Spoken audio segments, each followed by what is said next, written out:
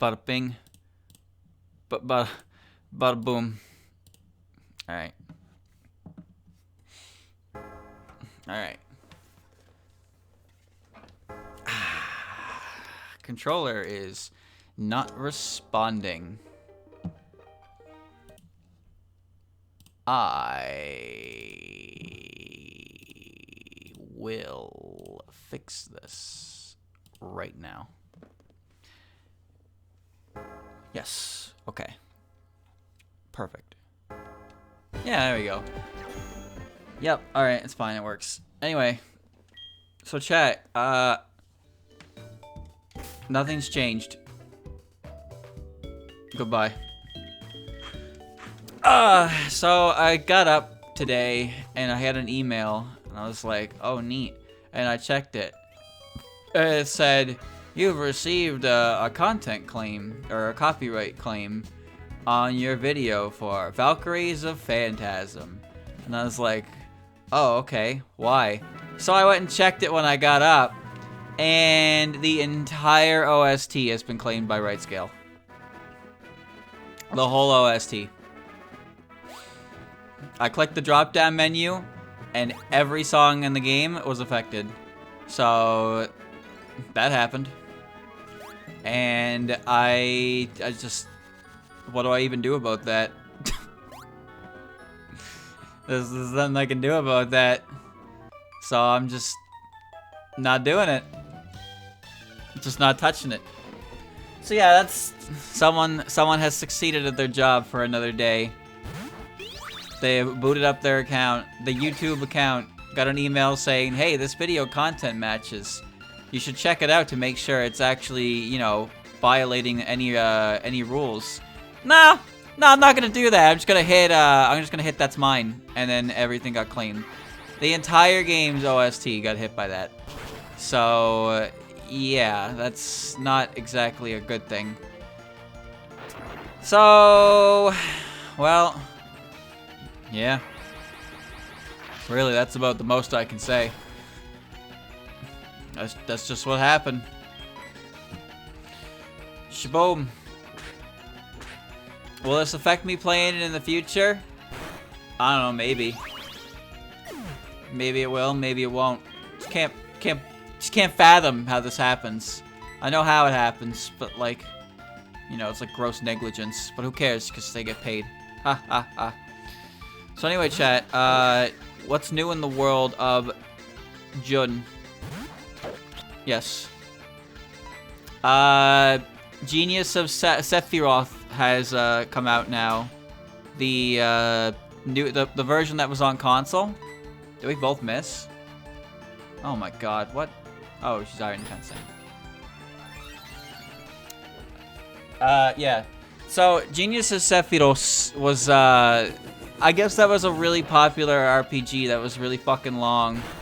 And then, a updated version came out on console called Genius of Sephiroth V.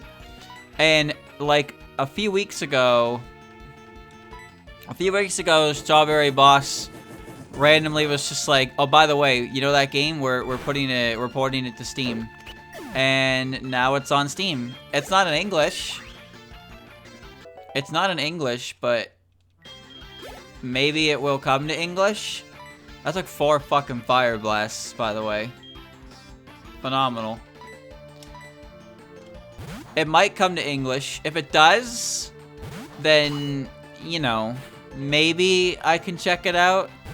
But also, from what I understand, that game is fucking long and not easy. So that's a bad combination for me. But yeah, I don't have any interest in playing those kinds of RPGs in a language I cannot understand. Because, well, chat, I don't know about you, but I'm actually not that fond of playing RPGs for the gameplay. If that, you know. It's not like I think the gameplay is bad, because if I thought the gameplay is bad, I wouldn't sit through as many hours as I do of it. But what I mean is, like, if I'm committing to an RPG it's usually because I think the story is engaging and interesting and I want to know more about it. I'm going to now... I don't know what I'm going to do against her. I guess I'll try this. Like, I can't even think of any examples.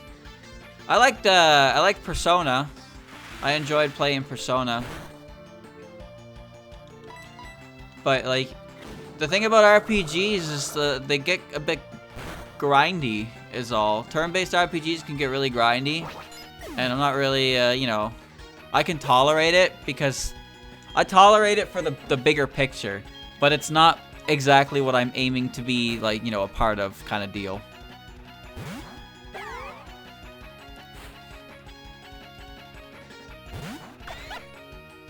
I like Pokemon, though. I like Pokemon's gameplay. Pokemon's gameplay is pretty fun. But I find most RPGs, I wouldn't call them standard necessarily, but there's a lot of aspects to them that are pretty formulaic to a point where every battle is just kind of like, you know, every battle isn't important, barely matters. Like, it's not difficult, but you're kind of expected to deal with it because if you don't, then you're not at a high enough level to deal with the actual important fights sort of deal. And that's what Pokemon does. Don't get me wrong. I'm not saying that Pokemon good, everything bad. I'm just saying that as far as Pokemon's concerned, I don't have much of a problem with it. And I think that's just because Pokemon was something I've been playing for so long. But it's the same issue. Just, you know, you do all the... It's what I'm doing right now. You do all the fights that you don't have... You are optional, but not that difficult. But if I try to avoid all of them and run to the real meat of the game, then I get punished for it. So I have to go back and I have to go do some things. Now, granted, I am no stranger to grinding. I have a high tolerance for grinding. I do. I swear. I swear I do. But it's just... I like Pokemon stories. Well, okay, to be fair on that, Pokemon Red and Blue don't really have much in the way of a grand story. Pokemon got more story-centric come Gen 5. And actually, Generation 5 is my, Generation 5 is my favorite, like, generation. Especially Black and White 2. I really enjoy the story of those games. On top of the game, like, you know, the gameplay, of course, it's Pokemon. And the sprite animations. It's all gorgeous. It all comes together. Some of my favorite music in the game as well. Or the series in general. You know, I heard about Land Birth of Touhou when it back when it came out, and people were gushing about it, and then people don't really talk about it anymore. Those RPG games aren't easy, but like, I don't like when RPG games get difficult because they usually require some real specific team building. I don't even like building cards. I don't even like building cards in like fucking card games, like building decks in card games. Oh, I did battle that guy. So, if you're oh my Jesus, what the hell is going on here?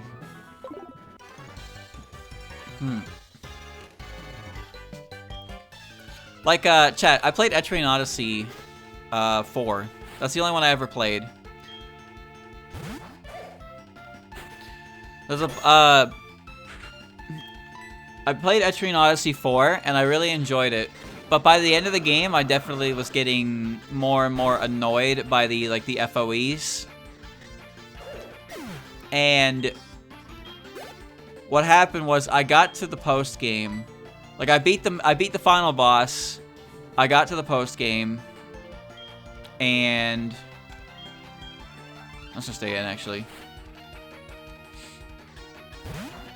There was a bonus dungeon you could go into that I went into. I fought one FOE. He petrified my entire team, and then and then it was over. And I was like, oh, okay. So then I tried to fight the dragons. But the dragons are like, you know, go fight the red dragon.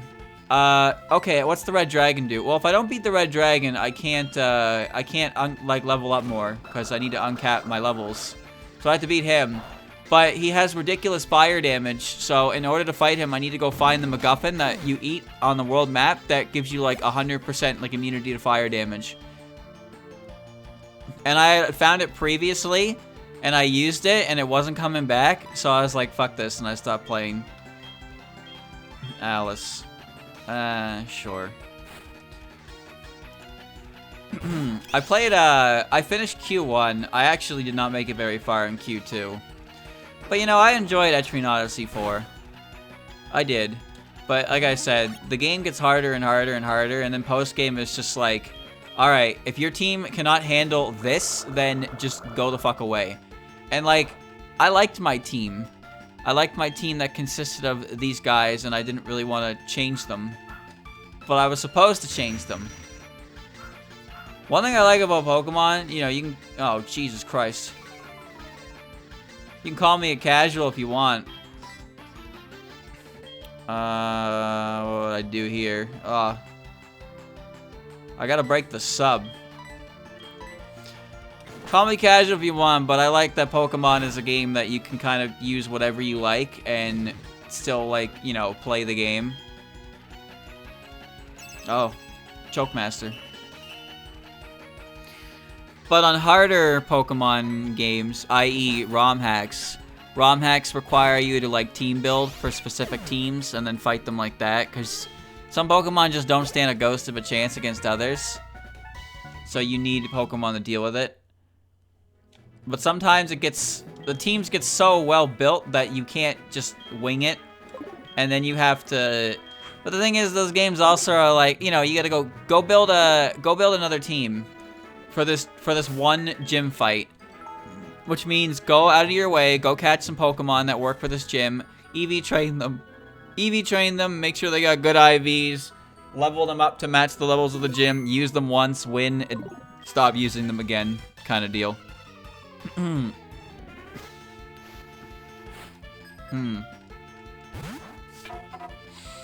Colgase. Put so much time into EO 4, and then that happened, and I was just not having it anymore. I no longer had any appeal in checking out the post game because I was either A, walk into the dungeon where there's a sheep that petrifies me instantly, or B, fight dragons that I need to use the special item that I accidentally used already, and it's not coming back for some reason. So I just couldn't fight the dragon, and I was like, I don't want to play the game anymore. And so I ceased to play the game anymore. Kind of a sad story. Kind of a sad story. But it is what it is. Something I never really liked about RPGs is status conditions. But I think status conditions, while important, are, like, impossible to properly balance for the player. Like, let me explain. Persona's the main one I think of, but you ever play, chat, you ever play an RPG that just has, like, you know, it's just got a million debuffs that enemies randomly hit you with? But then the game's like, oh, check it out, you leveled up. Here, you learned, this move. It inflicts a debuff on the enemy. And it's like, oh, that's great. So who can I use it on? Anything that isn't an important fight. Oh, you mean the one place I would like to use debuffs?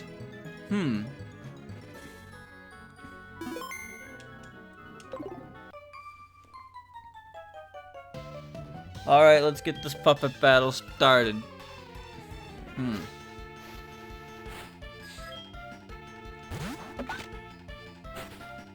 I've seen some of the DLC maps for Fire Emblem games. They're tough. Shit. I don't think this matchup is favorable, but whatever. Oh, okay. That's fine. This is acceptable. Like, when I think of Persona, for example, like, you can inflict common enemies with stuff like charm and rage and fear and all that stuff, but get to any form of boss or important fight, and none of those debuffs work anymore. Every boss is just immune to them, so you can't use them, but they can. Your entire team is susceptible to that shit. Attack Eden. Should be weak to dark, right? Possibly. We'll see.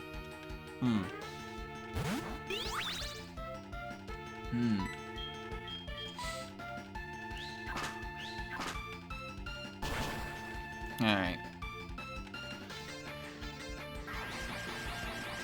I don't really play Final Fantasy games.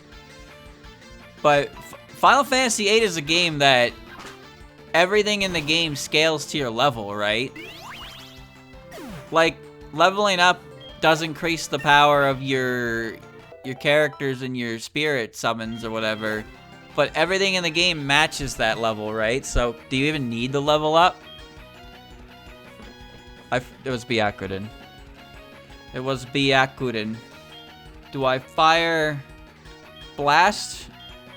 A knuckle blast. Alright.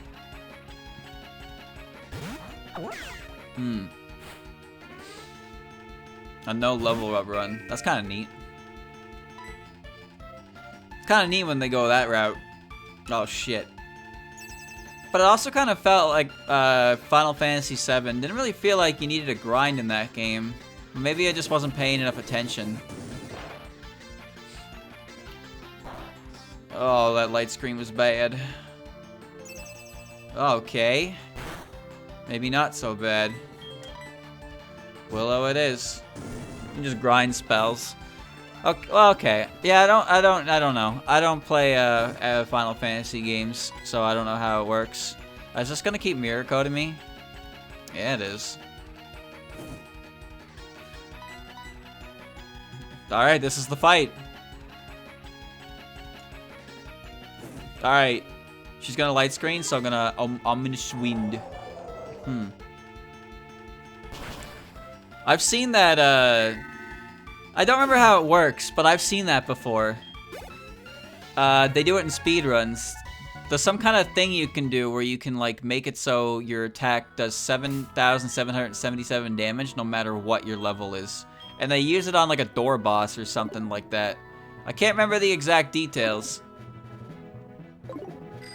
I don't remember the exact details, but I've seen a clip of it. I think it's luck-based, too. Ooh.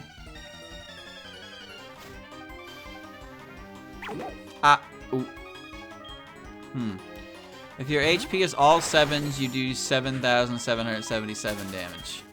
Oh. That's kind of neat.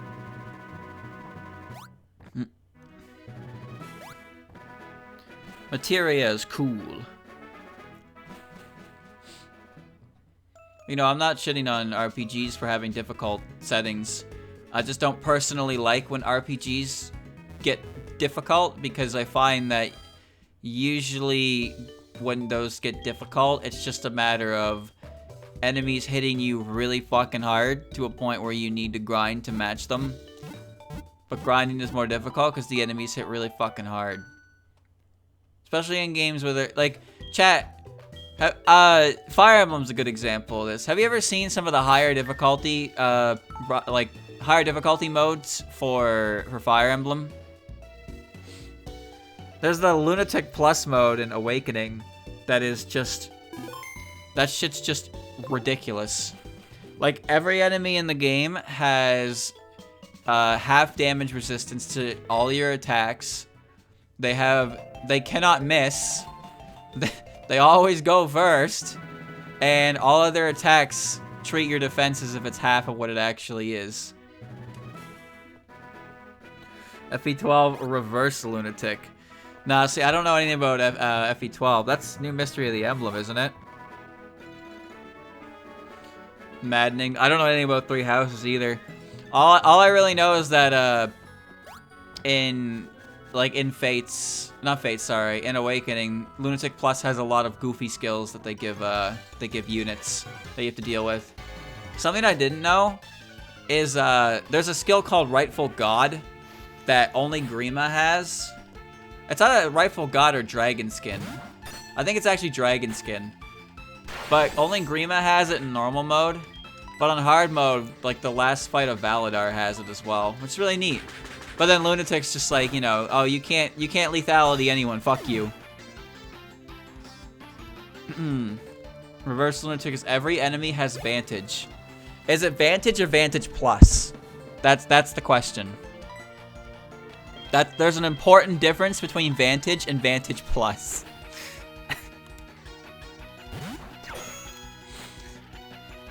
Thank you, Lydiana, for the 3 years. 3 years of tier 2. Yeah, Vantage Pluses, they always go first regardless of their HP score. You can play around with regular Vantage, but Vantage Plus is just, you know, you're always going to take the hit unless you're ranged. Unless you're out of their range and they can't counterattack. Or maybe you have something like, you know, that makes it really unlikely for them to hit you. So what is the hardest, what is the hardest Fire Emblem difficulty? Technical Racing. It's hard. I don't have faith moves anymore. Whatever, Ringo. The game has no skills otherwise. So the only skill in the entire game is Vantage Plus for the enemy. What happens if 2 units attack with Vantage? They just cancel each other out, right? And the initiator wins. I guess that makes the most sense. The player can't have Vantage Plus. Vantage can't have player can't have access to Vantage Plus, so it would just cancel out. In which case, it doesn't matter. Heart 5. What is Heart 5? What is Game 5? Oh, that's Leaf's game, right? Yeah, Thracia 776 with a really fucking weird name. You can beat the second stage boss without breaking their weapon.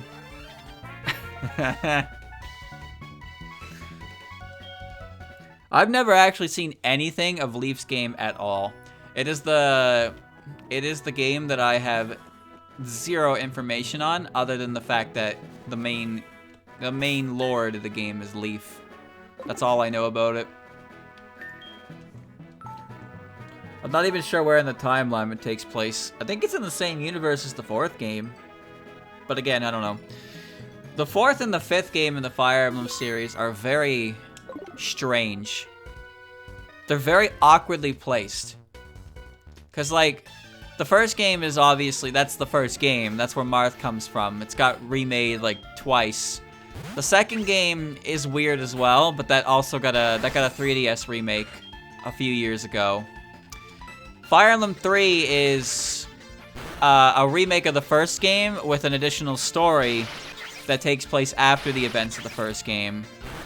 And then, here's what I know about Fire Emblem 4. Fire Emblem 4 had, like, some kind of biorhythm system to it. It had, like, rightful heirs or some shit like that could use certain weapons if they were, like, had the right bloodline. And also, the maps were fucking massive. Like, insanely massive maps. That's all I know about FE4. Also, I'm pretty sure it has one of the more depressing stories as well.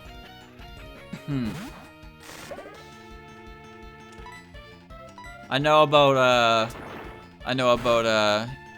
what's his name? Salif, Julia, Deirdre, and, is it Sigurd? I think it's Sigurd. Nice. And yeah, I don't know anything about Fire Emblem 5. I've never seen anything on it at all. Defense Wiggle. To be fair though, now that I think about it, I've never actually seen gameplay of Roy's game either. The only thing I know about Roy's game is that Roy is from it, because, you know, Smashing Brothers. And also that Roy is not a very good unit until the end of the game. Like, he doesn't get the Binding Blade or whatever until the end of the game. So he's like your main Lord unit, but he's ass. It's also weird to me that Fire Emblem 6 is a... Well, I guess Fire Emblem 6 came out first, and then Fire Emblem 7, which was the first game we got, referred to as Fire Emblem in the West, is a prequel. It's a prequel of Fire Emblem 6, which kind of works in that sense. Like, as the first game to come out over here, but still. It's getting a remake soon, trust. What game? 6? I'm actually surprised they never touched Roy's game, despite Roy being around since Melee. Roy came out in Melee. Roy came back in Smash 4, to much excitement, of course. Not as much as Ryu. And then he's an ultimate. But they just never bothered to touch Roy's game. And randomly a few years ago, chat, you remember when Nintendo put out that video that was like, yo, all you Marth and Roy fans from Smash Brothers, check it out. We got Fire Emblem 1 coming to the Switch. You can buy it. Yep, Fire Emblem 1, the crusty-ass Famicom game. We translated it, put save states in it. And it's only available for 6 months. Get it, you Fire Emblem fanatics. It's like, what the, what? What?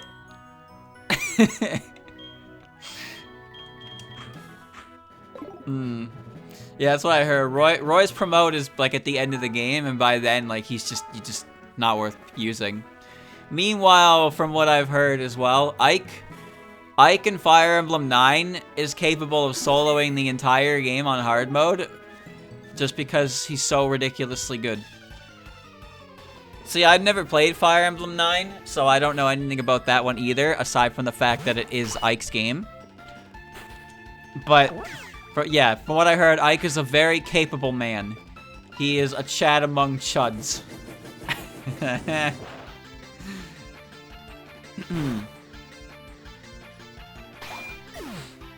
In Fire Emblem 10, all the characters from 9 come back, but from what I've been told, the support system's kind of lacking in that game because there's just so many characters. And some of them just aren't good. FE9 is lance heavy and has really big maps, though. You get Ragnall for only 3 chapters. What? Damn, man. You know what's funny? I actually, I own the one on Wii. I know it's a really rare game. First time I played it, I learned that there was a translation error with the difficulties. So apparently, Radiant Dawn has 2 difficulties. Easy, it's fucking, normal and hard. Or easy, it's something. It's something like, the fact that in English, normal mode is listed as easy. So there's normal and hard, but it's actually like easy and hard or something like that. So normal mode in English is like the hard mode, but easy mode is the normal mode. Something like that. Yeah, it's easy, normal, hard in English, and then in JP, it's normal, hard, and lunatic. So I played on normal mode and was struggling in the first, like, 2 chapters. And I was just like, I feel like I can't do anything right now. I barely made it through them. And then I learned way after, like, I stopped playing because I just couldn't handle the game. It was too difficult for me. I got to, like, chapter 3. I think Christian got to, like, chapter 5 or 6 or something. But it just, you know, it didn't get any easier, that's for sure. And then turns out, yeah, we were playing on hard mode. Our first ever experience with the game, and it just wasn't happening.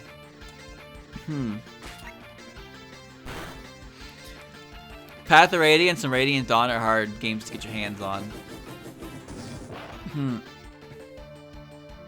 You get more story in Radiant Dawn's harder difficulties? Really? The Dawn Brigade is infamous for sucking. Damn, man, that sucks. But I like Micaiah and Soth. They're neat. I know Ike shows up at some point in the game, and he is big body. That motherfucker is big body. He's ready to bust some heads. I couldn't get through part 1. I couldn't do it. Remember, chat, I'm not good at tactics RPGs to begin with, but playing on hard mode as my first experience with that game just made me think like holy shit. I mean, I already didn't have any real confidence in my ability to play them, but getting my ass kicked by chapter 2 made me think I'm really fucking bad at these games. Ike is part 3, so roughly 18 chapters after the Dawn Brigade. Ugh. That's so many chapters. Still, I've been intrigued. I've actually been intrigued by Fire Emblem story for a long time. It's just the genre is just, it's hard for me to break into it. It really is. Because they're all classic mode built in.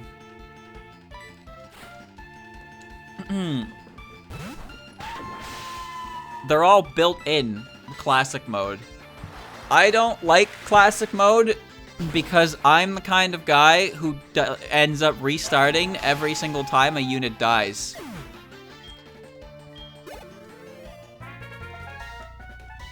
The first time I played Awakening, I played on classic mode, and yes, there were a lot of resets, and that's kind of how I figured that I didn't want to do that anymore. I restarted Chapter 7 at least 6 times, and I didn't even save everyone. I got so far into it, and Gaius died, and then Muriel died, and I was just like, I don't want to restart anymore. I don't want to restart anymore. Listen, I can do my best. I can do my best to stop units from dying, but if somebody misses an exchange where the hit rate is like 80% and they die for that, then like what am I supposed to do about that, huh? You know how many enemies are just randomly packing a killing weapon in the back of the map? I hate those enemies. They're so mean. I start a map, there's 25 enemy units on there. 15 minutes into the map, the guy with the killing edge walks up to me and gets a crit. And then somebody's fucking dead. And it's just like, ah, yeah, good. Now I gotta restart the whole map because I don't want to lose that guy. Bonus points if that guy was like, you know, the character who's not allowed to die or the game ends. You just got 30%'d.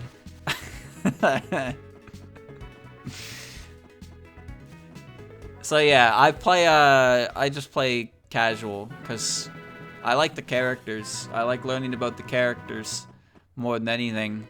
But all the older games have that built in, and you know, a lot of people like that. Nothing wrong with that. It's just not my cup of tea. I don't like when units are permadeath because it's in my nature to collect all the units and have them part of the story, and also I reset when they die, and then I lose all my time and progress. Oh shit, I didn't even see that. Hello. Bye.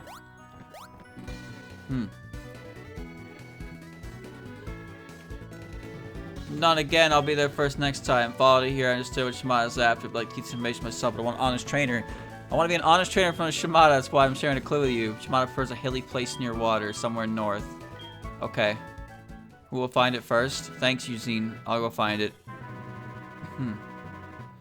Well, thing is, Fire Emblem gives you a bunch of units to work with under the assumption that, yeah, some of them are gonna go, right?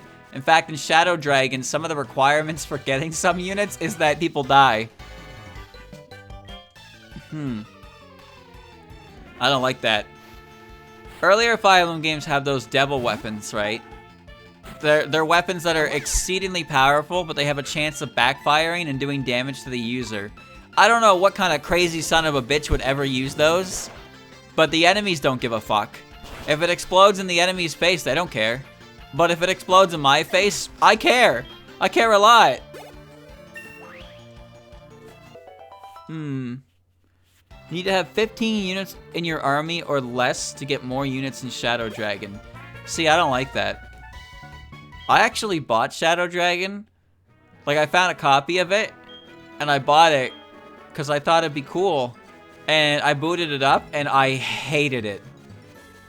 Like, I hated the art. I hated the style of it. And then I thought maybe I could deal with it, and then I did some digging into how it worked, and I hated how it worked. And I was just like, I'm not playing this game. I'm pretty sure it's still somewhere in my house. I don't know where, but I do have a copy of it. Just look at it, marked, disgusting, pixelated, faceless, like, model. And it's just like, hearing like, oh yeah, if you want to get this archer, you need to have every unit possible die by like chapter 3. And it's like, oh yeah, let me just throw them to the wolves, and then so I can get one archer. Add Ron. Oh, that's cool Ron right there. Ron and the cool Ron. It's 80% Lance users. Now to be fair, New Mystery of the Emblem. Sorry, not New Mystery. Mystery of the Emblem. Mystery of the Emblem is 0% axe users. There's not a single axe user in the second part of Mystery of the Emblem. There's an NPC who gives you a silver axe, and he's like, "Yo, I don't think anyone in your army can use this, so you might as well just sell it for some shit, for like some good money." I was like, "All right."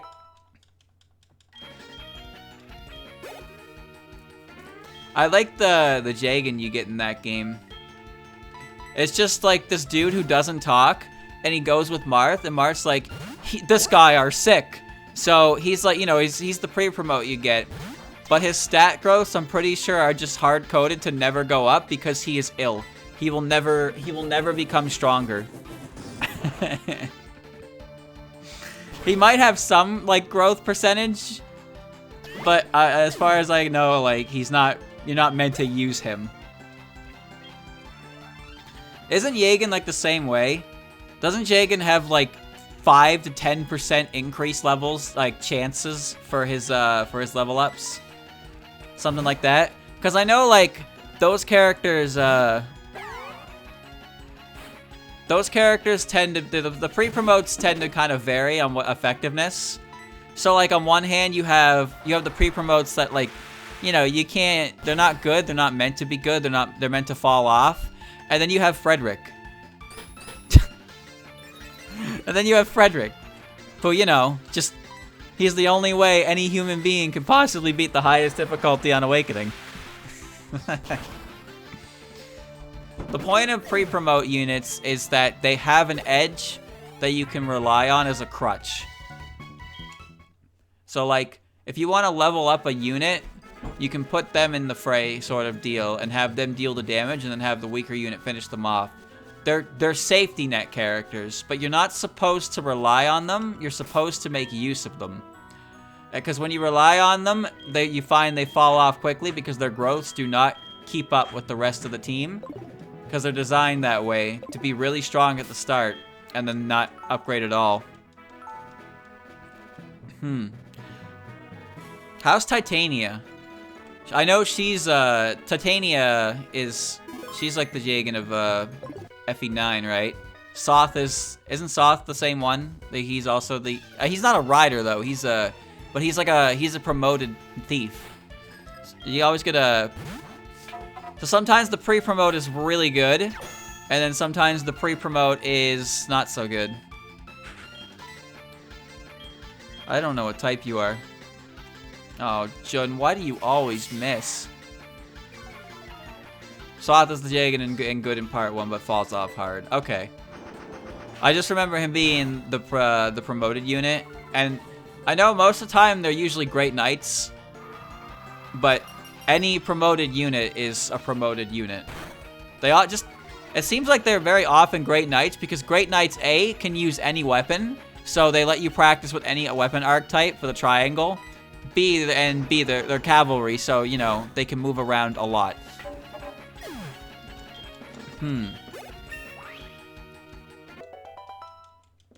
Nice.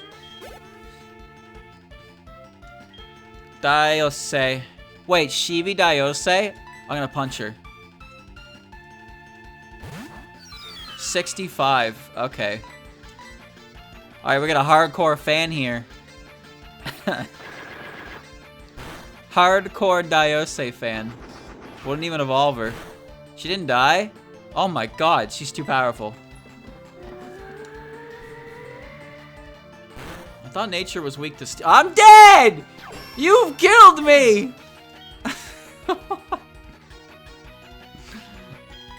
Unbelievable, dude. Oh shit. It's happening. What's happening? Never mind, it's over. It's okay. We survived. And lived to fight another day. Squishy. Sure.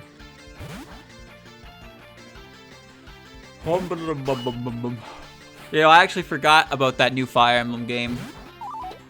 It was, I forget what it was called, but it was the one where you play as the guy with red and blue hair.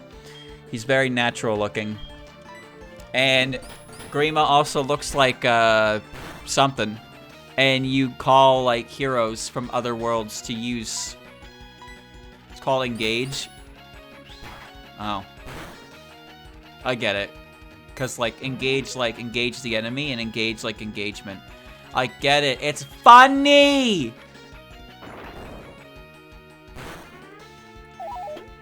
Alright.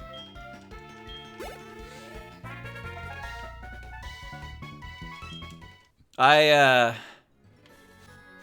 don't have any excitement for that game. So, we'll see. Yeah, I know. The characters are designed by a VTuber model maker, and it shows. It shows.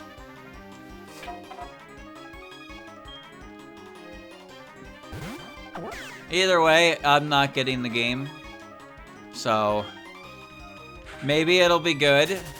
Maybe it won't. Who knows, right? But all I can really say, in my opinion, is that the main character design is the kind of design that you gotta try really hard to convince yourself is not that bad. That's my opinion of the main character. You need some pretty good copium on that one.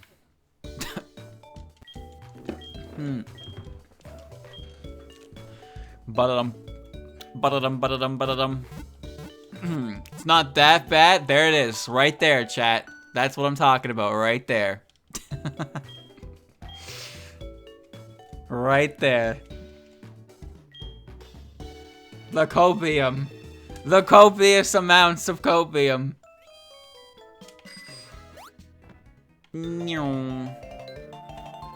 I am so lazy to fly.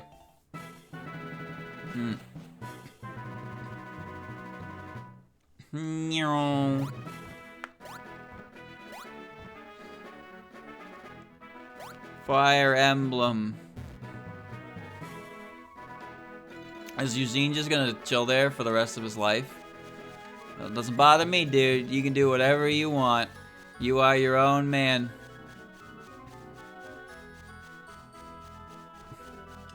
Oh, you're a double battle. Hold on. Let us cope with our favorite series. You can do that if you want. You can cope if you want. I'm not saying you can't. I'm just saying that in my opinion, defending the character's design as being not bad is copium. If the game's good, the game's good. Nothing wrong with that. It's not like every single game has a award-winning protagonist design, you know? Look at Xenoblade Chronicles 2, for example. I can't say Rex is a very popular, well-loved character, can you? I don't even know what's going on here. Uh-oh.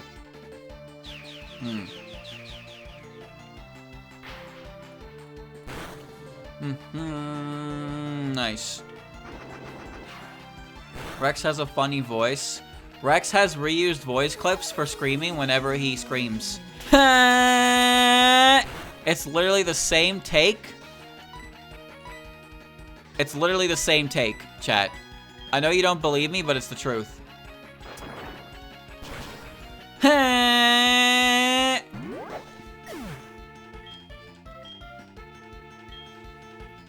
Oh, Jun.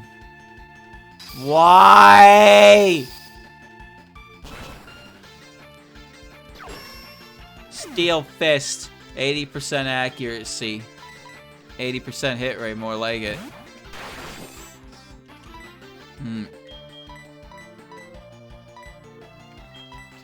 Get her. Lower the defense and then slash crit. Oh yeah, that's, you know, that's fine too. Okay. It's not 100, it's not hitting. How about we exchange phone numbers? Okay. No, I'm not giving you my number. Okay. No. No. Xenoblade Chronicles 2. It's a game that you play because you saw the sword ladies.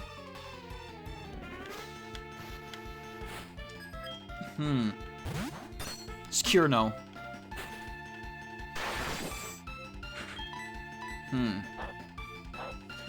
I forgot that Xenoblade Chronicles 3 came out like a month or two ago.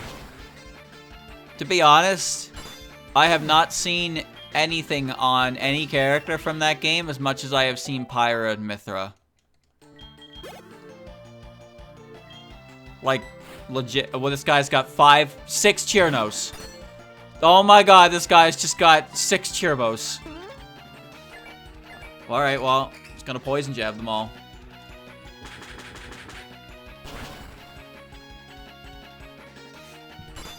That's 2. Yeah, here comes 3. He's got every Chirno in the game. Oh shit, that one lived. Ah. What? Come on, man. This game sucks.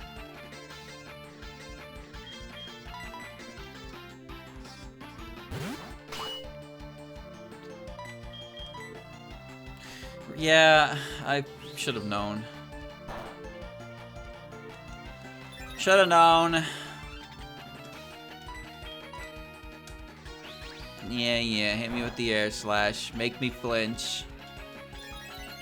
Ah! Okay, good. Perish.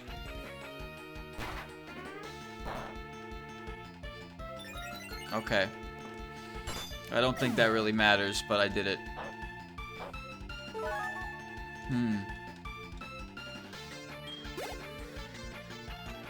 Tan Chirno.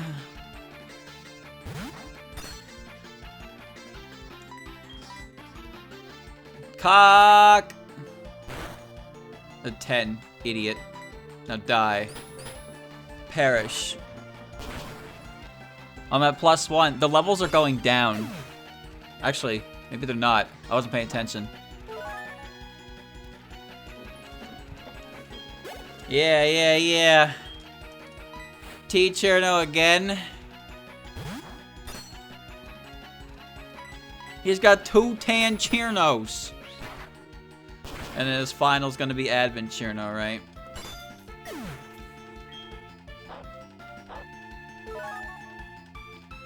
Just collecting the Chirno tax, apparently.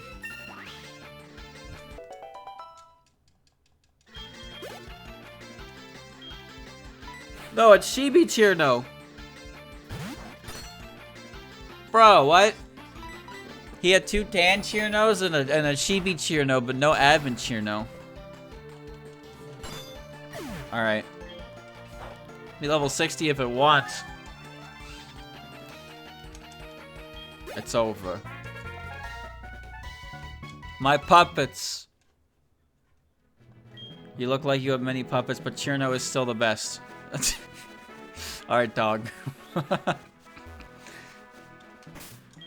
Whatever you say.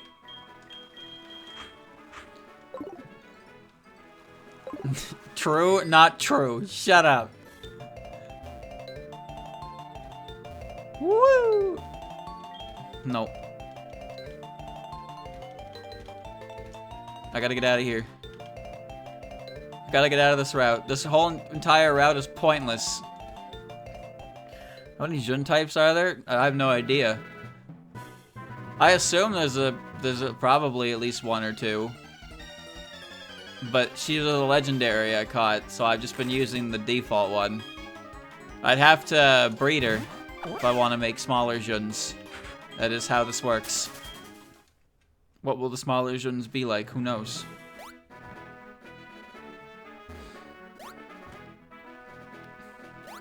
Coming through. I ran out of space to add more Juns. What? You're telling me Chirno can get 5 forms, but Jun doesn't have enough room for more? Don't you think that's kind of unbelievable? What? It's just talking about Pokemon breeding. That's all. You breed your Pokemon. They make egg. And egg hatch. That's how it works for puppets. You breed your puppets, they make egg and then hatch. And the puppets look like... Well, actually, I don't know how it determines which puppet comes out of that egg. I actually don't know how it determines that.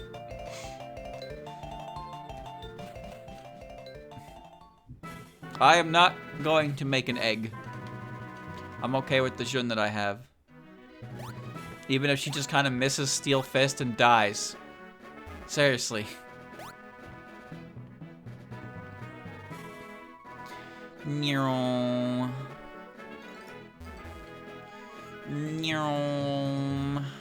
I'm getting out of here. The goal is to go all the way up here and get the Vermilion, then I can go to Pewter.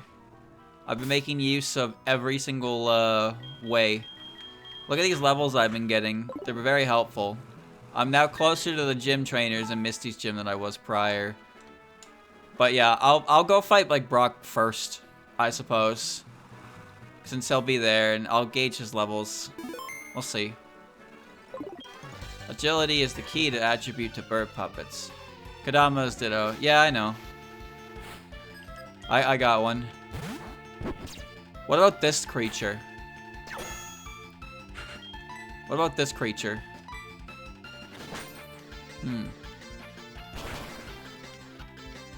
Nice. They give no EXP, Tenma.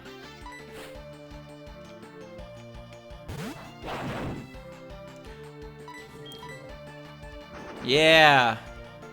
Yeah, let's go. Let's go, Jun.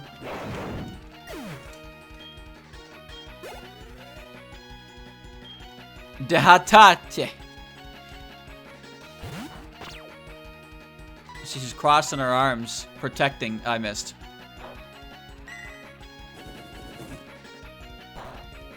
Okay. Alright, do it for real this time. Why is it so hard for Jun to punch people? I don't get it.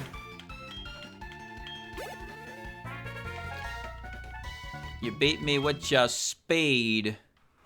Okay, bye, dude. I'm almost through it, chat. We're almost through this whole section. It's been almost an hour. I'm doing it.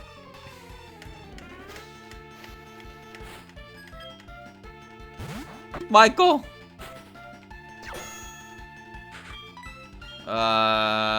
You weak to ice? I don't know. Encore. That's fine. That's fine. Giving Jun attention. That was your first mistake. Nemuno. Nemuno is...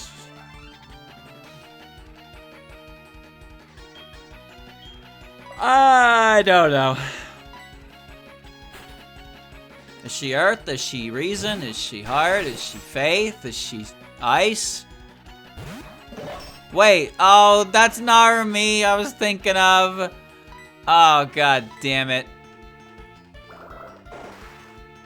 Well, this won't kill, but it's probably better than switching. Oh my god, that did not do enough. Yeah, yep, I got the names wrong. Oh, that didn't do that much either. This happens with Nemuno and Narumi a lot. This happens with Seiya and Sega fairly often. Oh well. Can you blame me? Can you really blame me? Nemuno barely even counts as a real character. She shows up once in the second stage of Touhou 16. You beat her up, and she's like, okay, goodbye forever. And then disappears. Nazarene. I'm gonna light her on fire. There you go.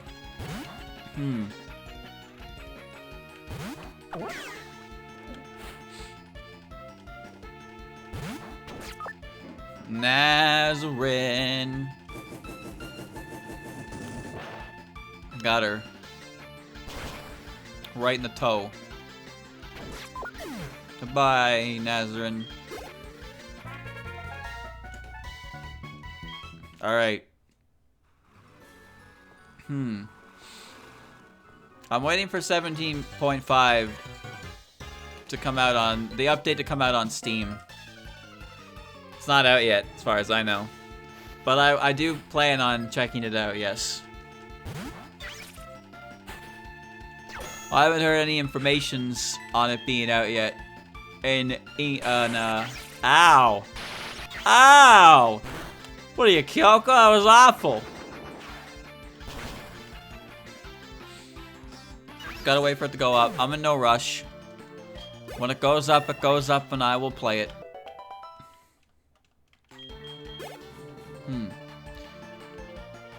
Sutso.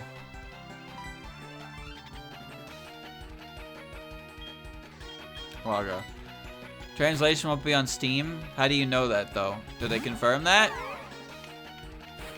Is that confirmed? Why would the translation not be included in the Steam version?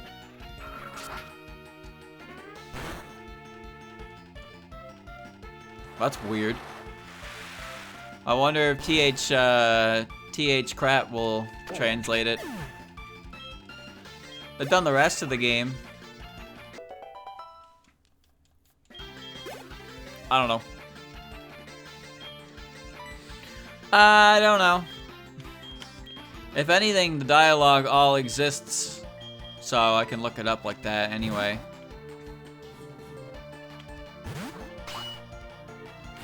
Just didn't really feel like buying 17.5 on the Switch, because I was never gonna play it, and I've already bought it on Steam. I'm not buying it twice. It just isn't worth it. Shoot. Route 12. Puppet battles lure people in. We're going. We're getting there.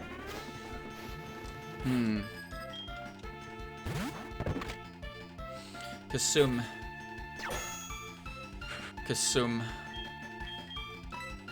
Poison. Actually, I'm not sure what to do here. Actually, I guess Wagasaki will work. Alright.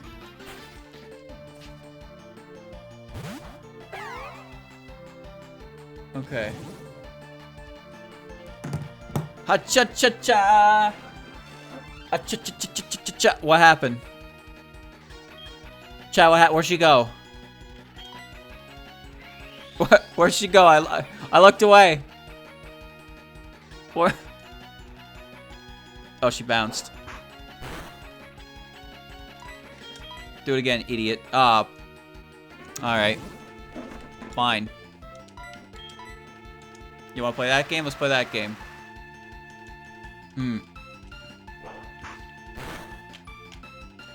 Lucky, lucky, lucky, lucky. And now you die. Kasume's special defense is very low, but her physical defense is insane. Very insane. Too insane. Wagasaki. Oh, wait a minute.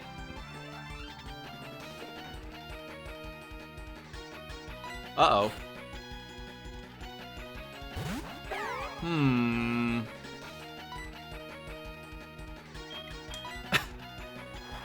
Well, that's a level difference. Okay, that's fine. Dwarf Fortress Steam version. I don't know anything about that game. I know that Joel's a fan of it, but I've never been able to watch a stream of him playing it. I know he's planning like to do a big, like a real big stream of it, so he really likes it. But I don't know what that game is about at all, but I'm pretty sure it's very difficult and not a lot to look at. Good to me. That's just fine.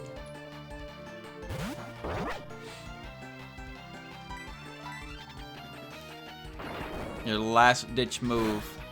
It's like RimWorld, but better. Okay, but I don't know what's happening in RimWorld either.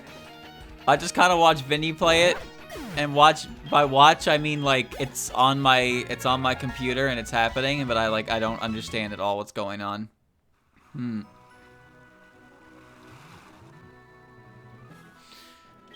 Oh my god. It's like Roller Coaster Tycoon, but not. That is the weirdest descriptor. Like, what? What? I can't even fathom what that could mean.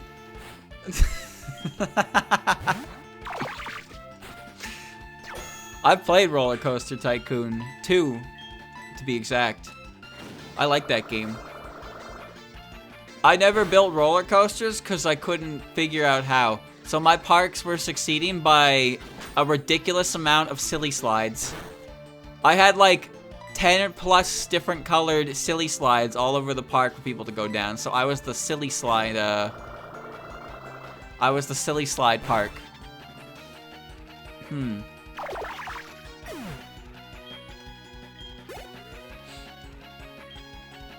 Attack Suiko. Earthquake works on this. No, I've told this story a few times, but I played Roller Coaster Tycoon in the past. One time I hired an entertainer.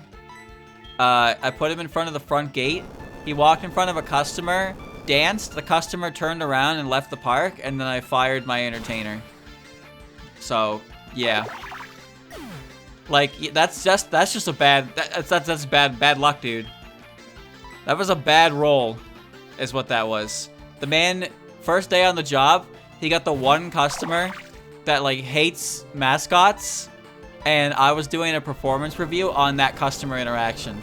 And it was so bad, I had to let him go instantly. Nice. The Steam version is gonna have a proper tutorial. No, I'm not really good at those big old management type of games anyway. I am a very simple-minded individual. I like my video games to match my my mentality. That's all. I like Mario because he goes bing bing wahoo and he jump and he get mushroom and he grab coin and stomp Goombas and Koopas and you know, all the other kinds of enemies. And I beat the level, I grab the flag, bada bing bada boom, get a few collectibles, it's all well and good.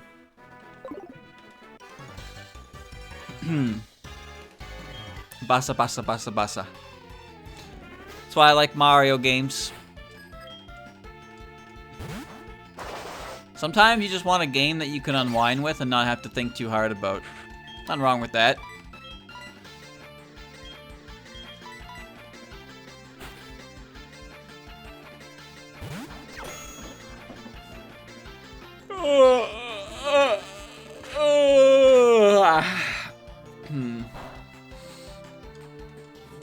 I'll probably end up checking out when Joel plays it inevitably, because he will. He will inevitably play it. Maybe I'll be able to check it out then. Because like I said, it seems he really likes that game. Fatate. Alright.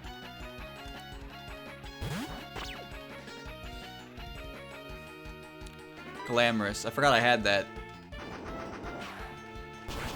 Wait. Okay, it's fine. It's fine. Nobody can match Jun's steel fists. Fists of steel. Saya. Alright.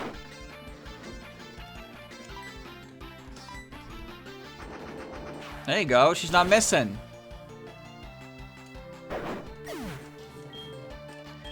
There were other tycoon types of games, right? Like Zoo Tycoon.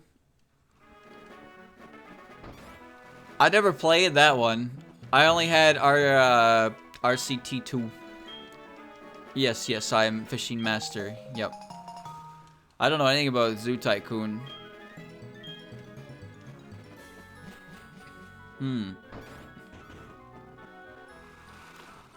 Almost out of here.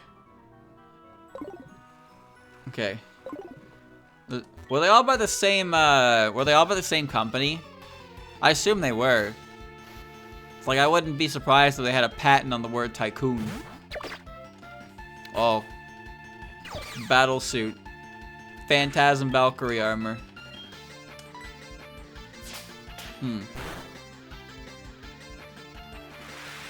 No! No! I'm okay. Crunch will kill. Bet. If that, yeah. Mach Punch did that much, Crunch will kill. Dewag. Dewagasog. Sagawaga. Bullfrog? Was that the name of the company? That's a crazy name. I promise you, like, even though I say I played Roller Coaster Tycoon 2, there's a very good chance I did not understand any of what I was doing, except for, like, the bare minimum. Some asshole would throw up on the ground just next to everybody when there's a trash can next to him, and he gets put into the sin bin. That's where he goes. I remove him from everyone, and I have to clean up his mess. I got one custodian walking around the entire establishment cleaning puke off the floor. Because I didn't hire multiple of the same job, because I thought you could only have one at a time, I guess. Maybe I did. I don't remember hiring multiple custodians. Pretty sure I had one guy cleaning the entire park. You know what? He's a fucking champ. He is. He cleaned that park. He cleaned that park like it was nobody's business.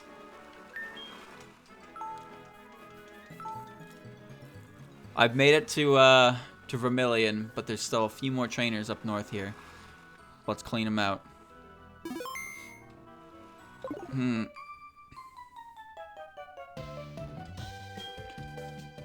I don't remember. I don't remember. It's been a long time. There's an old-ass CPU that was running this. Kanako and Sueko.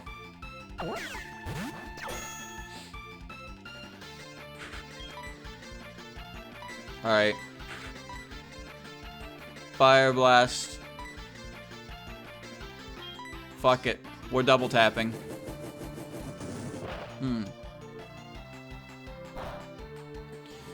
Oh, shit. Alright. Alright, that's fine. Splashing. That's fine, too. That did exactly 5 damage. Maybe less. And now we're gonna Ominous Wind and we're gonna punch her. Woo! Nice. Easy fight. Jonin Clown. Oh, that's super effective. Oh, you must be Steel type. That's what it is. I thought you were Poison. Or Miasma. But you're Steel Water. I assume, anyway. Whatever. Whatever, Doc. Patience is... Why did I talk to this guy with Clown up front? Clown is a Fire type. Oh, that's why. Because he throws up Hina. Throwing Hina into the ring. Boom. Look at this level discrepancy at this point. That's so bad. But it's okay. Notori. Poison's fine on that. I'm almost through it all. Don't worry. Hang in there, chat. Hang in there. Hang in there. Okay. Get him. Wait, are you part steel when you're normal? No, you're not. Okay. It is now November. Tiku. No more spooky. Spooky season's over. Chat, I have to do a few more things, but for the most part, I have finished. I've finished preparing. On my end, anyway. I finished preparing what I need to do, and now I have to sit around and wait.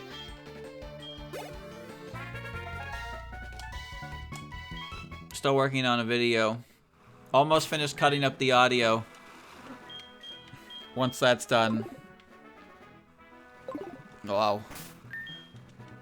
Once that's done, you know, I'll put it together and then I'll have to start putting footage to it. I'll get to that eventually. I'll get to it eventually. And actually, that reminds me, I forgot to ask Mark about Thursday. Shit. I'm gonna do that right now. Hold on. I am contacting Mark right now.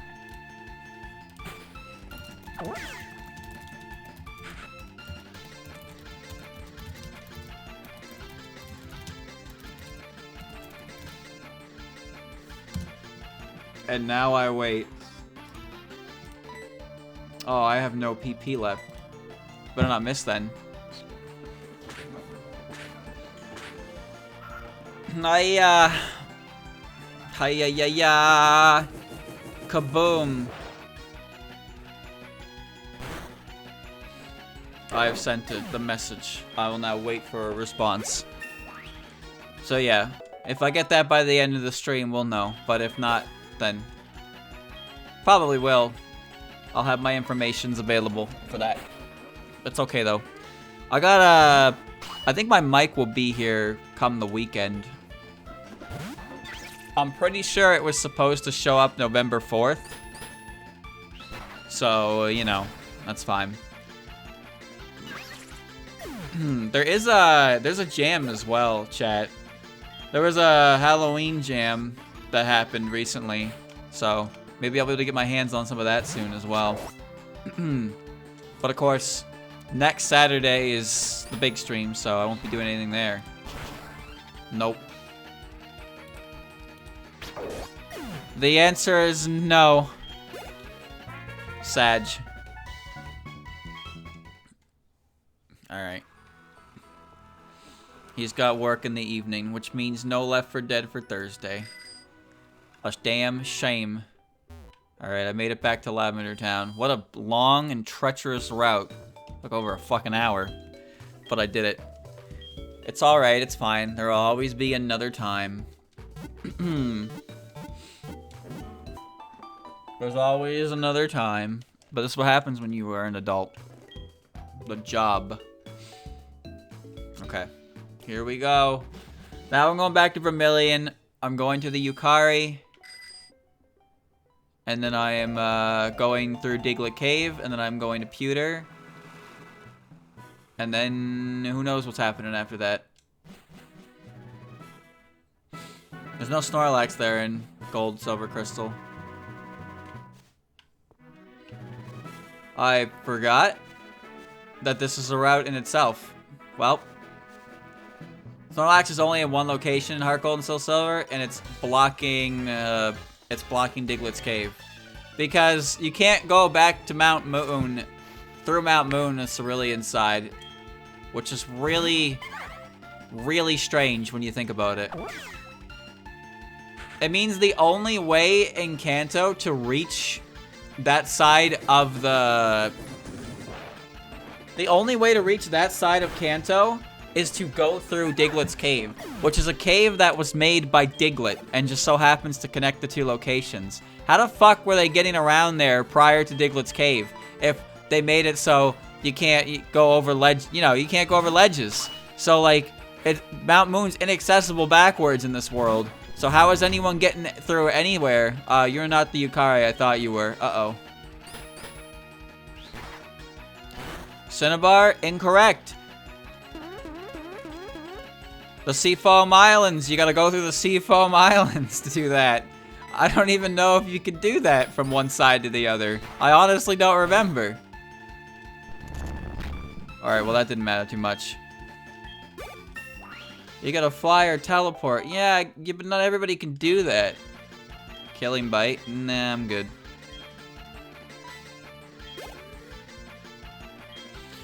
Narumi. I got this one right this time. It's just interesting to think about map design in Pokemon.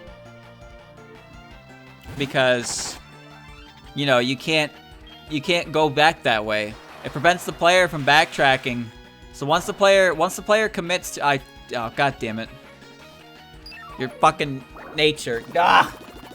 Once the player commits to going to Cerulean, they're stuck there.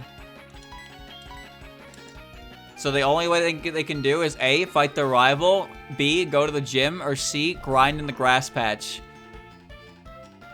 It's sucky. You can climb up the ledges and John Pokemon doesn't want to. Well, yeah, that's probably yeah, you're probably right about that. I mean, you're stopped by cut trees and all that as well, right? But ledges are... No character can go up ledges as far as I can tell. Oh, clown.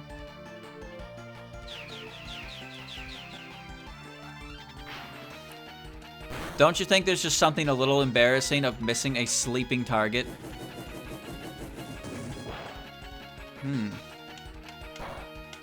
What the hell are you? Your faith. Right, your faith. Your faith. Your faith. Your faith. That resists fire. I can never remember what type you are, because there's like 5 or 6 different types that go on through my head when I look at you. Alder can jump down giant cliffs. Yeah, but he can't jump up them. That's the whole point we're trying to make here, is that characters can't jump up them. That's gonna do no fucking damage at all, but it might make her flinch, and that's good. Alright, chip her out. Alder really just shows up in Black and White 2, and he's up an inaccessible cliff, and he just jumps down. And he's like, "Hey, what's up?" It's like, hey, bro, how you doing? Your legs okay?" Touch, touch, pop. What a disgusting tree. Horrendous. Talk to me, crabs. All right.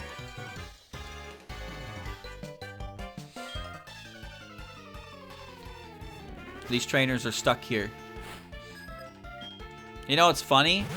If there was a Snorlax on the other side where the bridge is connecting Lavender Town to this area, all the trainers on this route would be stuck. Think about that. There's a Snorlax blocking their way back to Vermilion, and there's a Snorlax blocking their way back to Lavender. That's kind of a shitty situation to be in. That's when we become survival experts. Mailing. Mailing. I don't know, dude. What happens when you go back to Pewter? What do you mean? There's nothing. There's nothing to go back there for. So maybe that's what it was.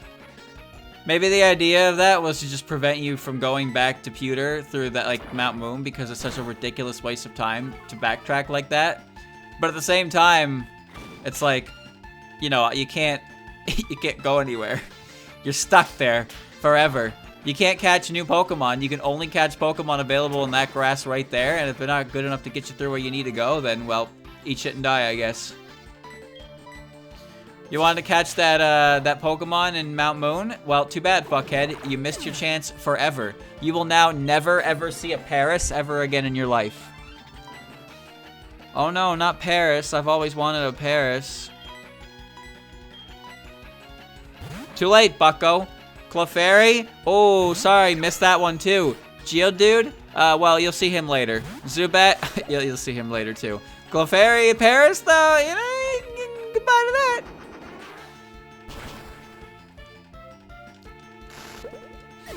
Knockout.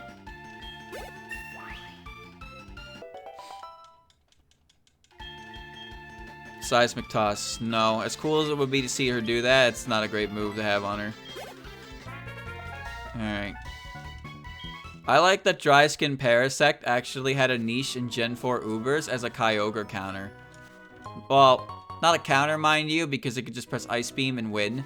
But the fact that Dry Skin Parasect can just come in on, like, Kyogre, absorb a fucking full power Water Spout, and then Spore it is kind of hilarious to me. But, you know, Kyogre is like base 145 special attack. Or more, whatever it is. It's just gonna fucking mega kill him with an Ice Beam. This Seiya is so bendy. Like, look how bendy she is. Jun would be capable of doing a German suplex. You know what? I think Jun would be capable of performing any form of wrestler move you can think of. All of them.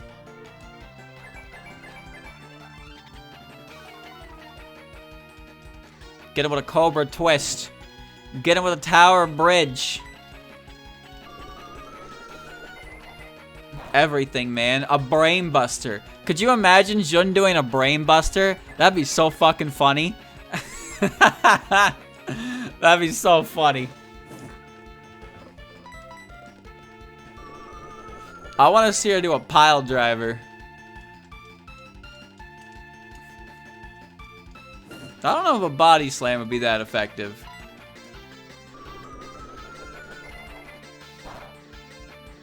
Hit him with a Kinikuman Buster. Or the Great Wall of China. That's just crazy. Kagero. The special moves, man. The special moves. Wrestling moves look painful. But some of them look painful for the person using them, on top of the person getting hit by them. I can't really speak from experience, because I've never been put in a wrestling hold. But you know.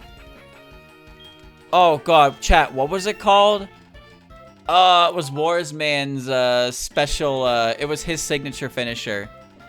It started with a P. It started with a P. What was it? It wasn't... Fuck. It's the move where he jumps on your back and locks your legs with his ankles and your arms with his, you know, his arms. Was it the Passel? Pestle? What the fuck was it called?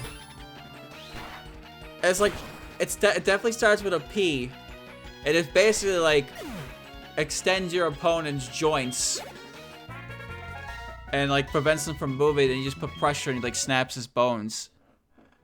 I can't remember what it was called though. I just remember that it started with a P, and it was Warsman's signature move. Well, it was his main. It wasn't his main signature move.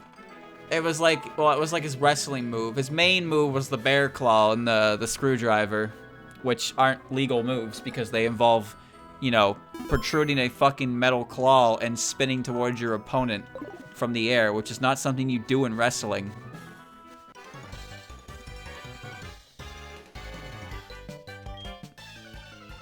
Chat, wrestling is manly.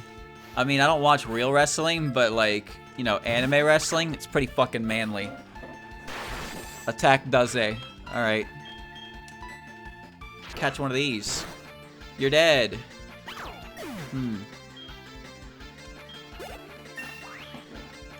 The tower bridge is cool because you pick them up and you bend them, and apparently that you can break their necks. Gluttony. It's not a move. Heal self for 50% of the damage dealt. Yes. Yuma can now bite people.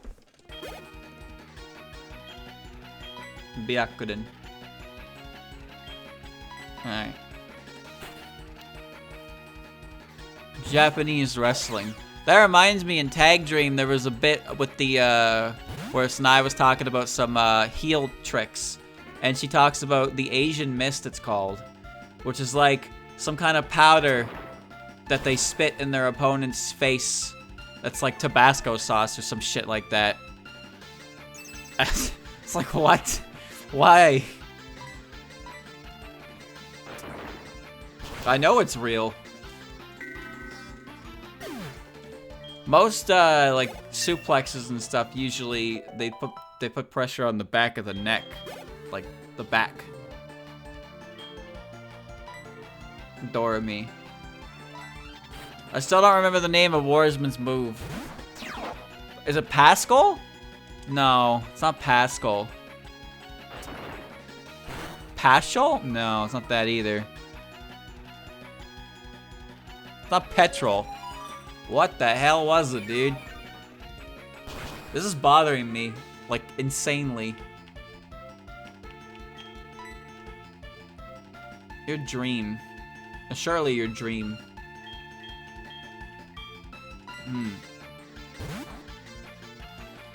The surfboard stretch. I've never heard of that one. She's not Dream? How could she not be Dream? She's Dormy. That doesn't even make any sense. Nice.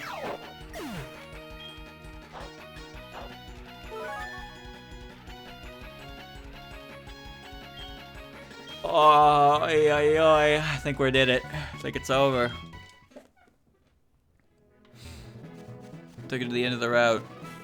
Yes. What? Where are you taking me? Sticky Barb. Wow. Palo Special. Yes, that's the one. That's the one. Yes.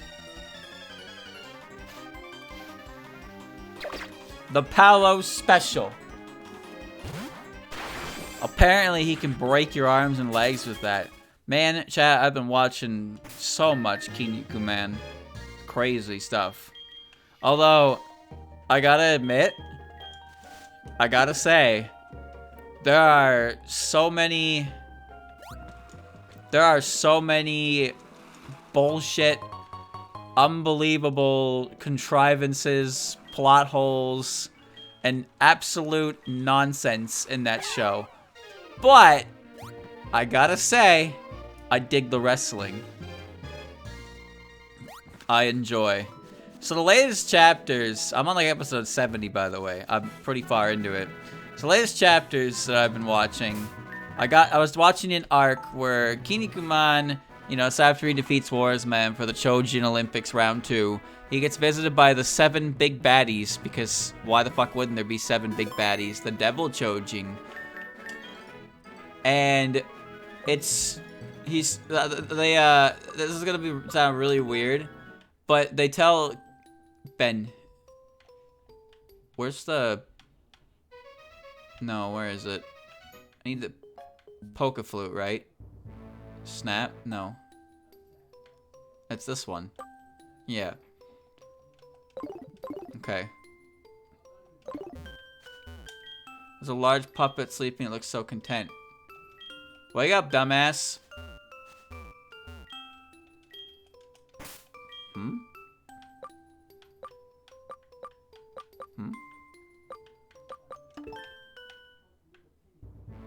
No. Hmm? It looks so content. What?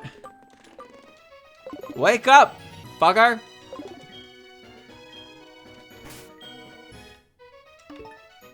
Oh.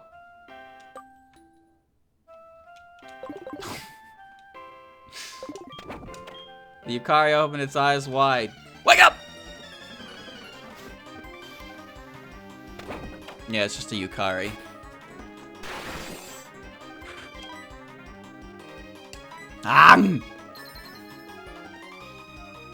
Okay. Anyway. Oh, it's called Avarice Gluttony. Okay. So yeah, chat. So 7 bad guys show up and they want to fight Kinikuman, and to make him fight him, they dismember his buddy, like little meat. They rip him apart. Like it's, I don't even know how to describe this, but they just cut him in 7 pieces, and he's like okay. And then they're like, Kinikuman, you have to beat us in 10 days, or your little buddy will never become whole again. But apparently he's not dead. His head's removed, his torso is removed, his lower body is removed, and all his limbs have been removed, and everyone has a body part. And then Kinikuman has to beat them all to get all of them back in like 10 days time. That's not a lot of time. So anyway, he fights his first opponent. This guy's name is Stereo Cassette King. He is a walking stereo cassette player. His special ability is that he has like headphone speakers on his legs, and so he jumps on your head and clamps you, and then he turns his radio up to 10 bajillion like volume. He just cranks it like, and then he makes you like your head explode. So he does that to Warsman, and like completely fucks with Warsman's head. And then apparently his other ability is that he has cassettes on his back, and when he puts them into his body, he just can emulate the moves of other fighters like perfectly. Don't ask me how any of this fucking works. It doesn't make any goddamn sense. Anyway, Kinikuman, they discovered that he's actually using the radio, like he's just playing back the radio. So they changed the song to be something that Kinikuman likes, and I guess he's no longer affected by the volume being so fucking loud that you could never actually process any of the music that's actually playing. So then he defeats Stereo Cassette King Man, and Stereo Cassette King Man is like, haha, actually, check out this cool special attack. And then he puts a timer on his head, and he goes, in 3 minutes, the sound you heard will play in your head forever. And then 3 minutes passes, and he dies. And then the only sound that plays in Kinikuman's head forever is the Devil's Symphony, he called it. So anyway, that's really stupid. So he goes to the hospital because he faints from the sound of music playing in his ears and his head ringing. And then he has to fight his next opponent, but he can't. He's sitting in the hospital and he's like, bro, I can't get the sound out of my head. And then Warsman shows up because he's in the same hospital. And by the way, Warsman got his eardrums blasted. He's a robot, so he was okay. But they literally report in the middle of Kinikuman's match like, oh yeah, Warsman, he recovered, but he'll never step in the ring again. And it's like, fuck, man, that sucks. Oh well. And then, so, you know, Kinikuman's in his hospital, and he's like, I can't fight with this noise. And then Warsman comes, and he's like, Kinikuman, I'm suffering from the same fate you are. I have an idea. Let's put our ears together and create a stereo output, and it will drive the sound waves out of our head. So he puts their heads together, and it makes all the sound waves disappear. They just all disappear, and then Kinikuman and Warsman are now perfectly okay, and they are ready to fight. They're ready to fight again. I told you it was stupid. Anyway, Kinikuman shows up for the next fight against Black Hole Man. I'm just gonna skip the process of this fight and tell you that the way he defeats him is that he casts his glorious sweat. His sweat glistens in the sun and removes all the shadows in the ring, which lets him defeat Black Hole Man. So anyway, Kinikuman is now greatly injured, and he has to defeat 5 more bad guys in like 7 days, and that's really hard to do. So the other guys step up to fight the Devil Chojing this time. And the other guys consist of Terry Man, who is, you know, he's like, he's the American one. Then you got Brocken Jr., he's the German one. And you got Rikishi Man, who is the Japanese. You got Robin Mask, who is really interesting because Robin Mask, in the previous arc, Robin Mask's whole thing was that he was he injured himself in his last fight with Kinikuman, and he like broke his arm and legs, and he entered a state where his body was so injured that he would never step in the ring again. And well, that lasted for a grand total of 5 episodes, didn't it? So anyway, Robin Mask is here, and he's helping, and he's standing in the ring once more, as all good Chojin do. Nobody stays out of the ring forever. Fuck. And Warsman, they're all taking up their matches. All right, so here's how it starts. You know. So, Rikishi Man has to fight Springman. Who is Springman? Springman is a walking, talking metal spring. His special move is the Slinky of Doom, where he just, you know, he slinkies down a staircase and he coils you up in his spring. So he coils up Rikishi Man in his spring and then starts bouncing everywhere, all over the place, with Rikishi Man like inside the spring. And because of the way, like, you know, it keeps contracting, all of Rikishi Man's muscles start getting, you know, they get crushed. And eventually, he's just crushed into a point where he is dead. He is fucking dead. His color, like this, everything about him changes. So then he is lost. What a shame it is. Then his coach shows up, and his coach is like, "Don't worry, Kinikuman, I will take Rikishi Man away." And so he takes Rikishi Man away from the ring. This is very important, chat. I want you to remember this bit because this is extremely important. So anyway, when we get to the next match. So the next match is Atlantis who is basically like the creature from the Black Lagoon, versus Robin Mask, and they're fighting over they're fighting in this ring over the water. So anyway, Robin Mask is doing like really well. He's doing pretty well against Atlantis. Atlantis, by the way, can shoot water pressure out of his mouth that is super strong. And then he fights Robin Mask in the water, and he uses the meat body part, you know, his arm or leg or whatever, as like you gotta go get that arm or it'll get lost in the water forever. You can't fight me. And so Robin Mask, being the very absolute stand-up hero man that he is, puts his victory second and Meat's safety first. So he goes to help Meat, and as a result, he loses the fight because he gets pierced by what I believe is an excavator. So like they're doing like pollution cleanup. So they got that big metal claw machine digging out through in the lake. So Robin Mask gets hit, and he's basically, you know, that giant metal claw basically goes clean through his chest, or at least I assume it goes through his chest because you can't actually see anything graphic. And he's, you know, Robin Mask loses, and it really sucks.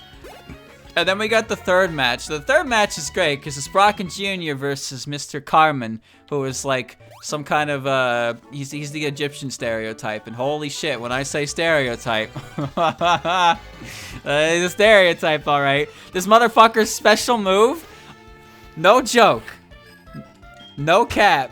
This motherfucker's special move is he wraps you in a cloth like a mummy, and then he pulls out a comically large straw. And then he sucks all the moisture out of your body and mummifies you. Nothing I said there was an exaggeration. That is just straight up what he does. So anyway, Brocken Jr. is about to get hit by that, but he gets saved in the nick of time by a mysterious stranger who is definitely not Ramen Man. He has the same build, same head shape, same hair, and same clothes as Ramen Man, but it's definitely not Ramen Man. Trust me on this. So anyway, thanks to his interference, Brocken Jr. wins, and he's not even sure how. And it's a win for the good guys. And Mr. Carmen, he goes down. Pretty good, pretty good.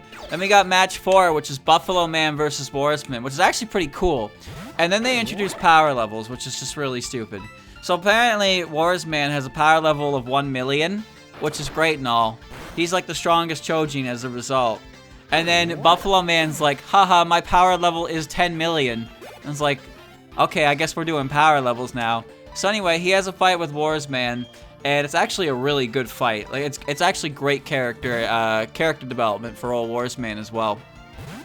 As great as it can be for the plot of the show anyway. So he fights Warsman. It's actually a really tight battle. And at the very end, he basically like overloads his circuits on raw power. But at the very end of the match, he stands up one last time through sheer unconscious willpower. But at that point, he's already long gone. And Buffalo Man like acknowledges his opponent. Also, he does one final crazy attack that manages to knock off one of Buffalo Man's horns. This is important, by the way. Remember this. So he takes him out. He dies on his feet. He dies standing. It's very cool. Very impactful moment. Warsman is a cool character. Warsman is a very cool character. I really appreciated that fight. It's really good. But he does lose, because Buffalo Man's like the leader of the group. And then you have the 5th fight, which is Terry Man versus the Mountain. And the Mountain, I shit you not, is just a fucking mountain with arms and legs in like a karate gi. That is the Mountain. I should have just fire blasted again. Whatever. That is the Mountain. His special move is a body slam. Anyway, so here's what happens. Terry Man wins, but he's an asshole and he doesn't like want to lose. So they're also fighting in a ring that's hanging over a river. Like, you know, think of the bridge from Phoenix Wright, I guess. I can't think of any better example than that. Hold on. Meteor Mash. No thanks. So he grabs Terry Man and they both fall. The ring falls apart. They both fall into the water and everyone's like, "No, Terry Man! No, he's gone!" And then they're like, you know, I can't declare a winner. can't declare a winner if unless he's like there's no one's alive. It's like Terry Man's alive. We all promised to meet up at this ring when our matches were done. So Kinikuman, you know, he's recovering in the hospital because he was very injured. He shows up there. And then Brocken Jr. is the only one there, and he's like, "Is it just us?" Yes, it is. This guy's name is French. He must be destroyed. And then Terry Man just shows up. Terry Man walks over in the sunlight, and they're like, "Terry Man, you survived." He's like, "Yeah, I like got caught on a rock or a tree, and I didn't fall in the river, and I'm Gucci." And it's like, yes, Terry Man survives. And now there's 3 left. So Spring Man, Buffalo Man, and Atlantis are all still alive. And now it's up to Kinikuman to like finish the job in like 3 days. So anyway, so immediately Kinikuman has to now go fight Atlantis in the same ring that Robin Mask fought him in. And there's some kind of issue going on where Kinikuman can't really move, and there's like blood on him. And then it turns out that all of the Devil Chojin actually, like, they're cursed, and their blood, you know, their evil is in their blood, literally, which means that it means that their ghosts are literally holding Kinikuman down so he cannot attack, and so Atlantis is just kicking the shit out of him. And then Totally Not Ramen Man shows up, and he's like, "Yo, peep this." He opens up a briefcase, and he's like, This briefcase, if you jump through it, will temporarily make you dead so you can fight the spirits." And so Terry Man and Brocken Jr. are like, "Get me in there, dog. Throw me in there." So they jump in with Totally Not Ramen Man, and they turn into spirits, and then they grab all the spirits that were holding down Kinikuman and literally drag them under the lake bed so they can never do anything again. And then we get back to the fight. And then Kinikuman's like, "Haha, I can fight now." So then he runs up. He runs over. By the way, Atlantis, by the way, this guy can exude sweat to completely create fog all over the arena, so you can't see him. But that doesn't matter. That's irrelevant. So Kinikuman gets up and he's like, "Yeah, I can win." And, you know, he wants to be like poetic about it. So he decides to finish Atlantis with Robin Mask's signature move, which is the tower bridge. So he picks him up over the back of his head, and bends him, and literally breaks his neck. Like, the tower bridge breaks your spine and breaks your neck, and you get to see a visual. You get to see a visual of this man's neck bone fucking snapping. He's dead. Kinikuman has killed him. He is fucking dead. And then as soon as he's dead and on the mat, everybody's cheering. Kinikuman's like, "Yeah, peace, peace, I did it, I won." Motherfucker, you just killed a man. Well, okay, maybe he's not a man, but whatever, you killed him. So moving on, now we're in the final match. Alright, so the final match, we got Spring Man and Buffalo Man.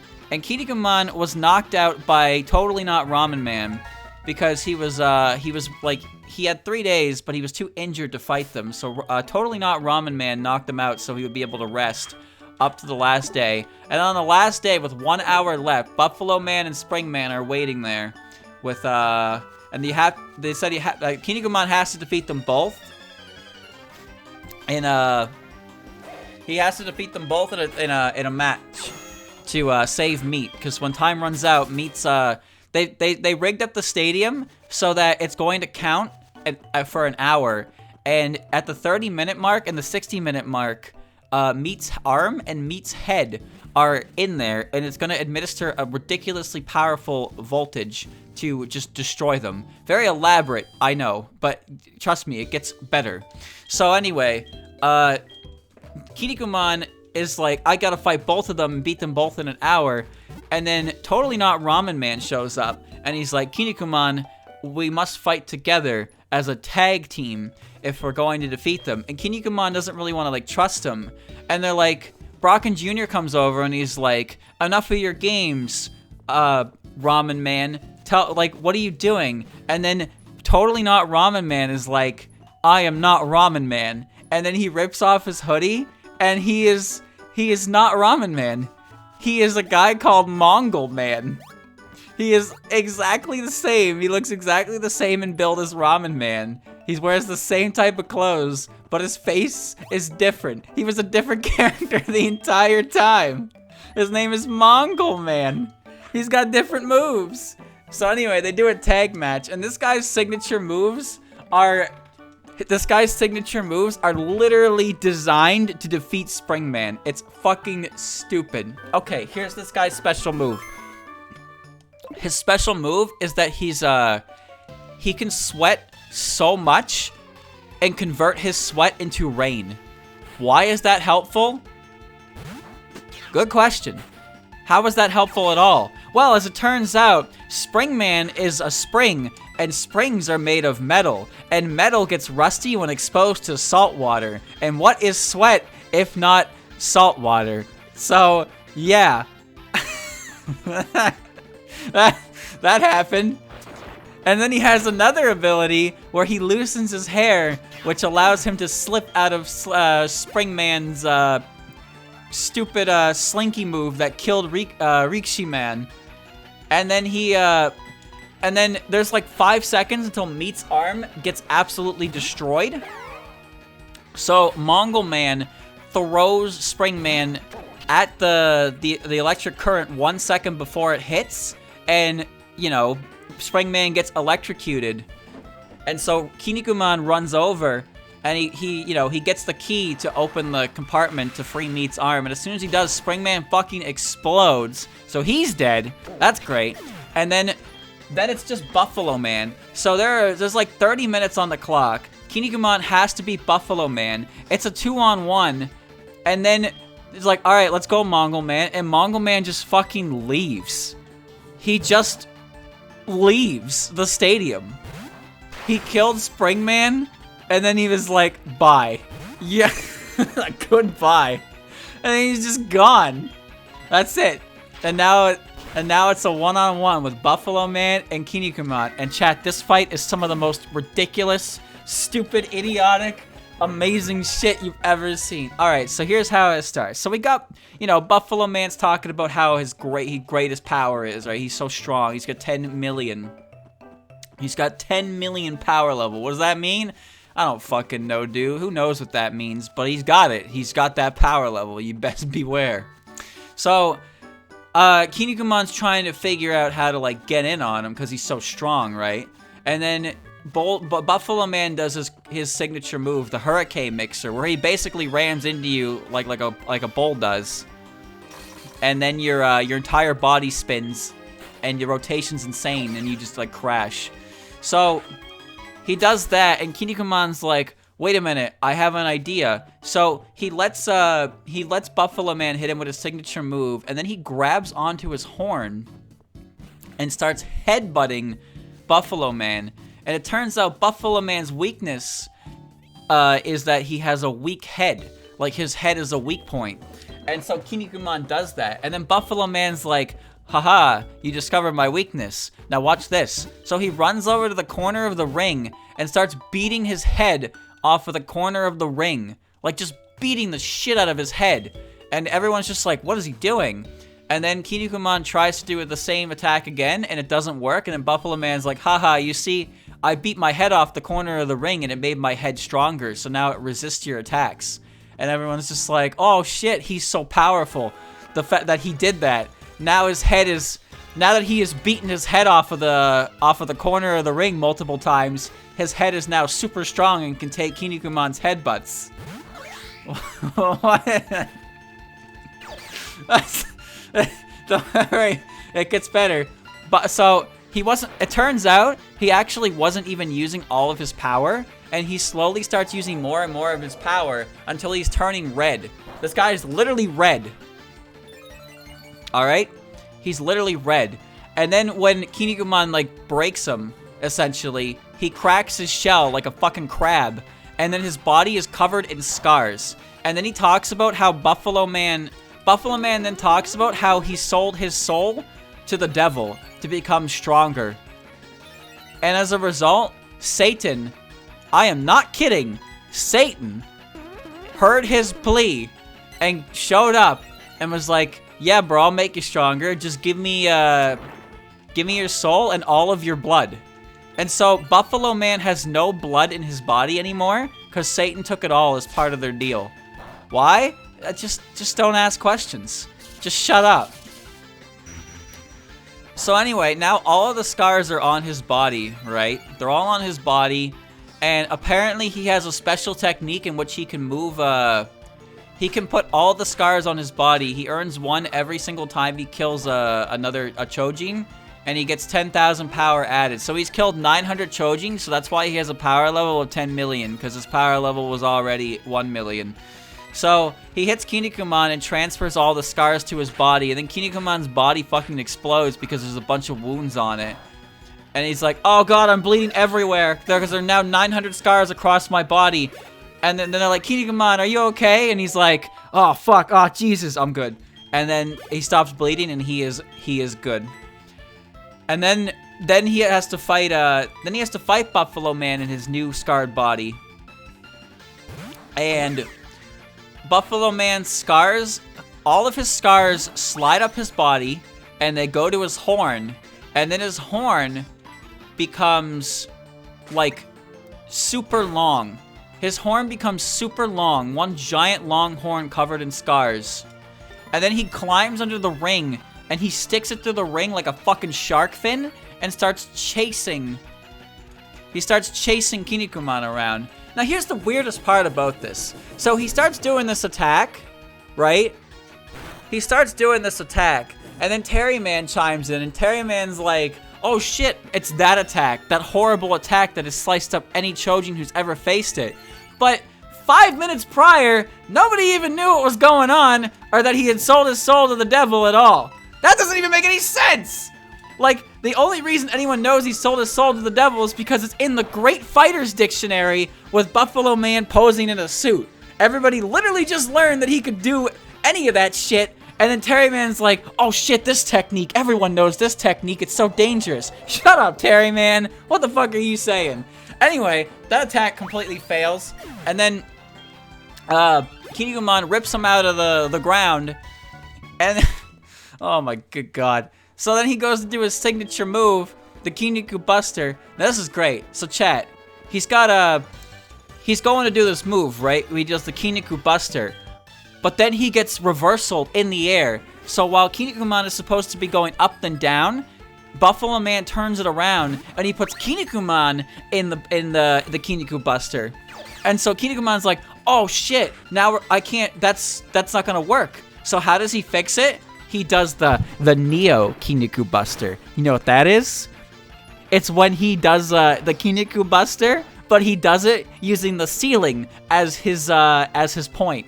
So basically, he jumps off the ground, right? He jumps off the ground and gets reversal by Buffalo Man, but he rides the momentum upwards, and then he lands on the ceiling and performs. And that's how he performs his special move, by breaking him off the ceiling. Yeah, he did that. It was kind of insane. It was actually insane. That's the great part. Now, the funny part was the second time he tried this. Chat, you remember back in the day when you watched old shows, how the episode, like the name of the episode was always like a massive spoiler? Like, or like the events of the title happen at the end of the episode? This episode was called Neo Kiniku Buster, right? That is the name of the episode. You know what happens in the literal last 5 seconds of that episode? He shouts Neo Kiniku Buster, and then it goes to the ending song. That is the only instance. That is the only instance in that episode where he says that word. And it's the last line of the entire episode. And that's the name of the episode. So anyway, after a long fight, I should mention that also, Kinikuman had a chance to break the horn off of his head earlier. And Buffalo Man was so astounded by his fair play that he was going to shake his hand. And then Satan possessed him. So anyway, a second situation happens where Buffalo Man's horn is like very close to being broken. And Kinikuman's like, oh, if I break the horn, he'll be free of the devil's like power, but all the blood will return to his body and all the scars will just bleed out, exactly like they did for him, of course. So anyway, Kinikuman just refuses to break the horn, and he helps Buffalo Man out for the second time, like that. And then there's 5 seconds left. There's 5 seconds left before Meat's head gets like vaporized. And so, like, Buffalo Man is defeated, and Kinikuman's like, Buffalo Man, please, like, give me the key so I can free Meat. And then Buffalo Man starts crying, and the fucking key to Meat's head slides out from under his eye along his tears. And so, Kinikuman grabs the key, and he runs to save Meat, but he trips over the ring ropes. And he's like, I'm not gonna make it. And then Buffalo Man, suddenly Buffalo Man's horn comes flying towards the glass case, shatters it, and frees Meat just in time. So Buffalo Man ripped his own horn off and threw it at the electric current to free Meat. Because Kinikuman, it changes people. He awakens their heart to justice. And then immediately, Buffalo Man starts bleeding everywhere, because, you know, that's exactly what Kinikuman said would happen. He's like, ah, bleeding everywhere! But then Kinikuman's like, Buffalo Man, are you okay? You're gonna die. And then Buffalo Man's like, haha, no I'm not. It's gonna take more than that to kill me.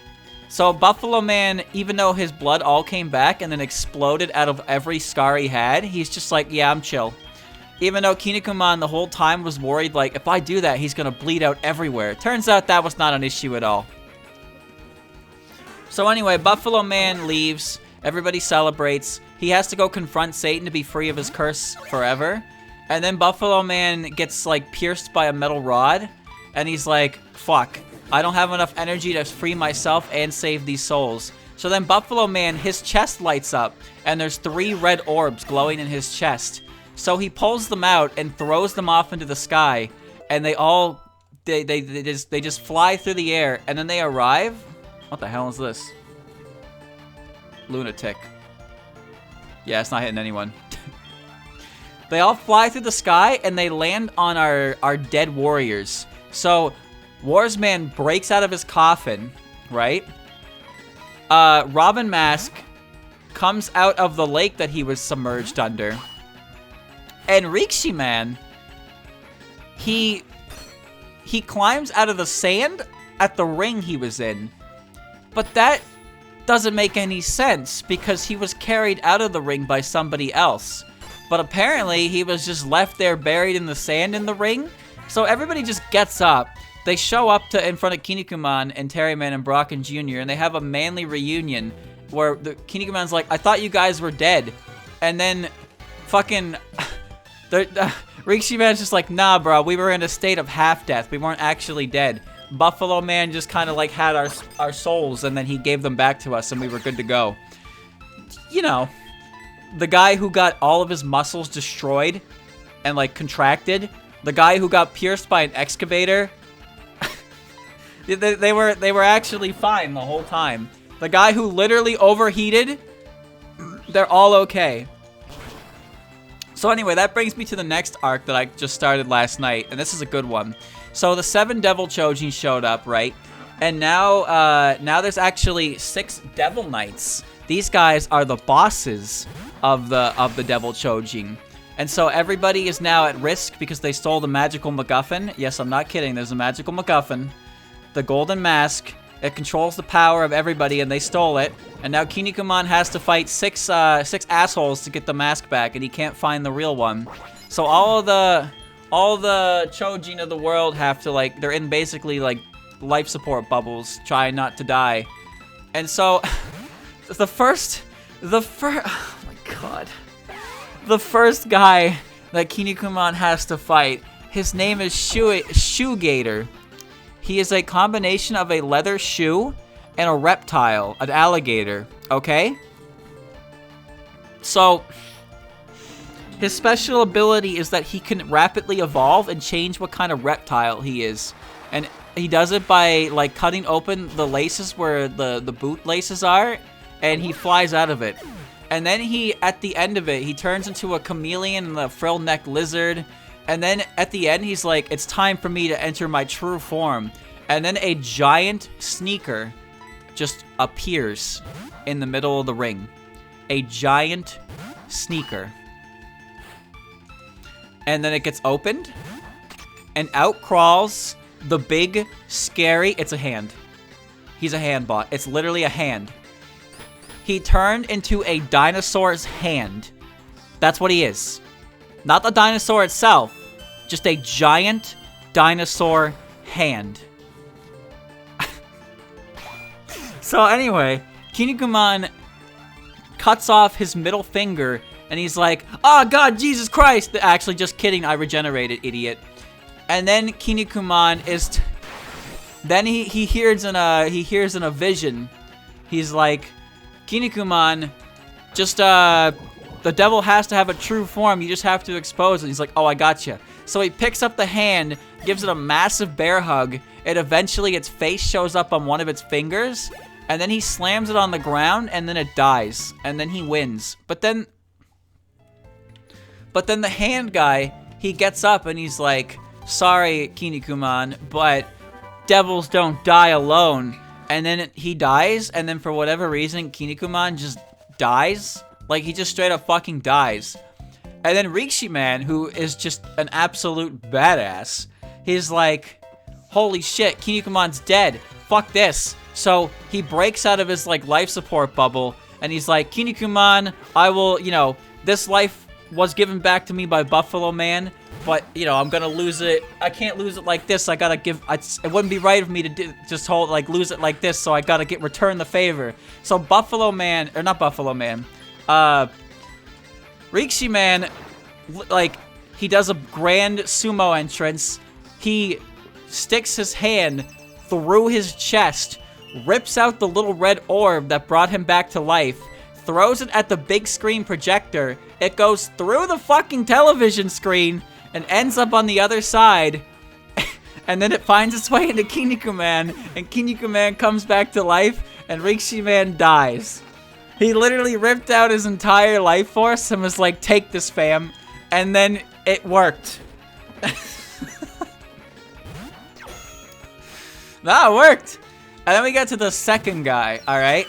So the second guy, this guy's name is Planet Man. He's great. His entire body is comprised of all the planets of the solar system, okay? His head is Earth. His body is Jupiter, and his pelvis is like Saturn. His special move is he throws a ring, I guess. Anyway, at some point, he puts the entire world on Kinikuman, like all the different continents and whatnot. And then he just starts attacking them, and apparently whenever he hits a continent on Kinikuman's body, it, like, affects the people who are, like, all the different Chojin that are from that country. So he's like, "I'm gonna attack America." He punches America on Kinikuman's body, and then Terry Man's just like, "Blah!" And like, oh, okay. So, after some point, he puts a bunch of faces on his arms and legs. So all the planets have faces. And then, like, Kinikuman gets a good hit on him. And his face, like, crumples. And it's like, oh, his Earth face is crumpling. And it's like, oh, it's because it's a fake Earth. And turns out he's actually got another planet.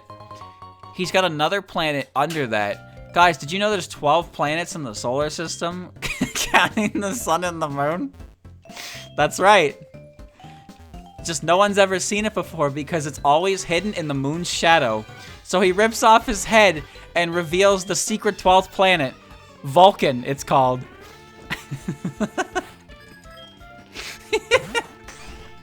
Yep. It's always hidden in the shadow of the moon, so no one can ever see it, but it's there, trust. And that's what his head is. His head is the planet Vulcan.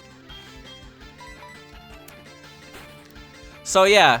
So here's what happens. So Warsman is on his chest, and Kinikuman, like, hits him and makes him injured.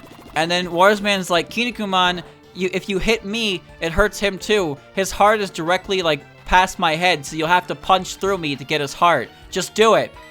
And then, so, you know, Kinikuman has a moment, and he does it for Wars Man. He punches through his face and crushes Planet Man's heart.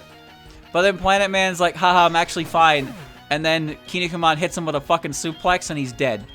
And so now, so the plot of this arc was that he was supposed to visit each individual ring. But then Wars Man is injured, but not quite dead yet.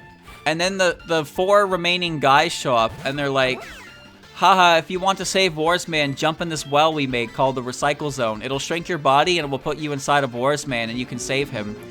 And then they go in there. Him, Terry Man, Robin Mask, and Brocken Jr. and a new guy named Geronimo. They all go in there. And like there's a staircase that leads from his fucking spine to his heart, but it gets destroyed and turned to a four-story ring, and you have to defeat all the Devil Chojin in their rings. So, and they're like Kinikuman's like, why are you guys even like doing this? Wasn't I supposed to come visit all your hells at different times? And they're like, yeah, we got bored of waiting, so now we're doing this. So yeah.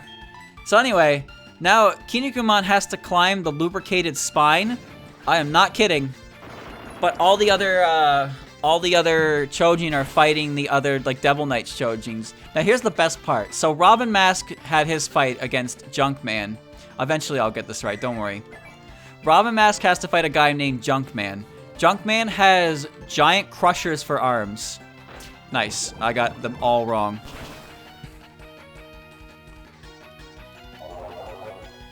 One HP. Junkman has crusher arms, and so he's fighting Robin Mask, and Robin Mask, like, he basically gets clamped, right? He gets clamped by these big steel crushers, and he slips out. Robin Mask slips out of the crushers and like loses his armor. And then Robin Mask is like, yeah, that armor I had was designed to like hold back my power. And now that it's gone, I'm free to be stronger. And that's really cool and all. And you know what? That's actually not even like wrong, because Robin Mask says the same thing in his first fight with Kinikuman like years ago.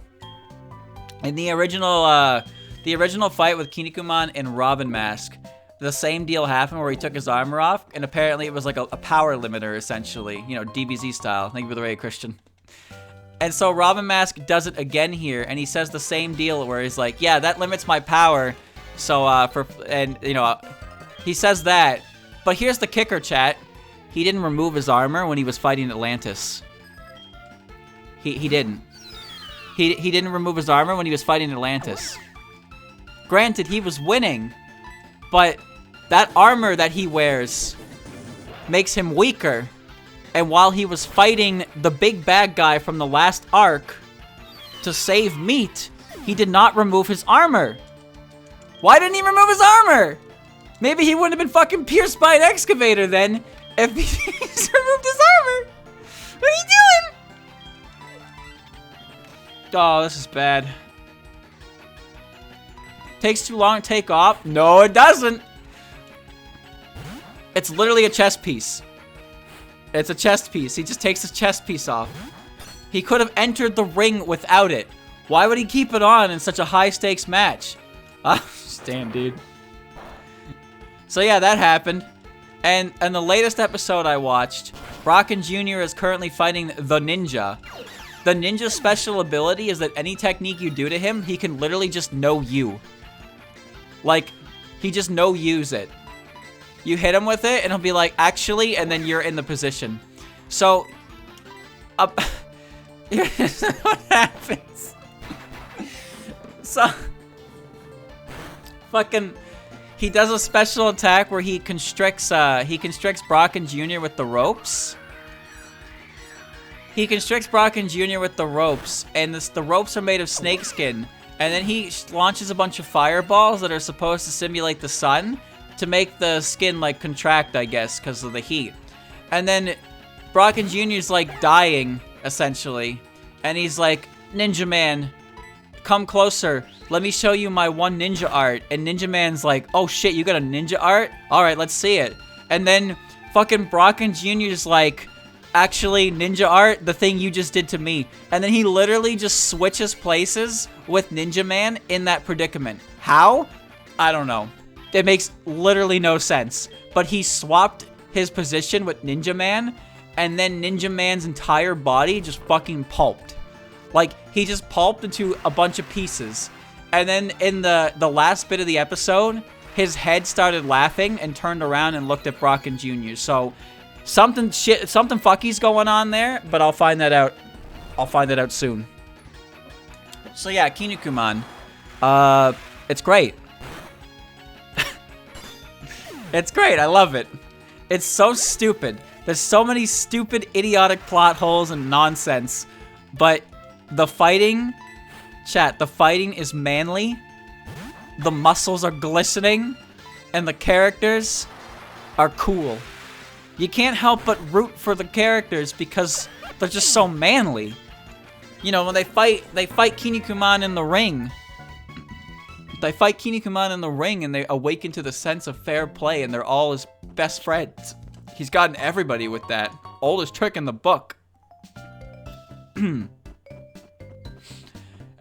I wish they did a little more, of course, but it's still nice to see them in action. I feel like Terry Man doesn't really get to do much than get his ass kicked all the time. But he has his moments. I don't want to fight that guy. Nope. I gotta go heal. I'm finally in pewter. I gotta heal. Wars Man, Robin Mask, Terry Man, Rikshi Man. All of them, dude. All of them. They all become the Chojin of Justice because even Buffalo Man at the end, even though he was a very evil bastard, he awakened to the... He was like, Kinikuman, in those last 10 seconds where we were trading moves mid-air in slow motion, it was the best fight I ever had.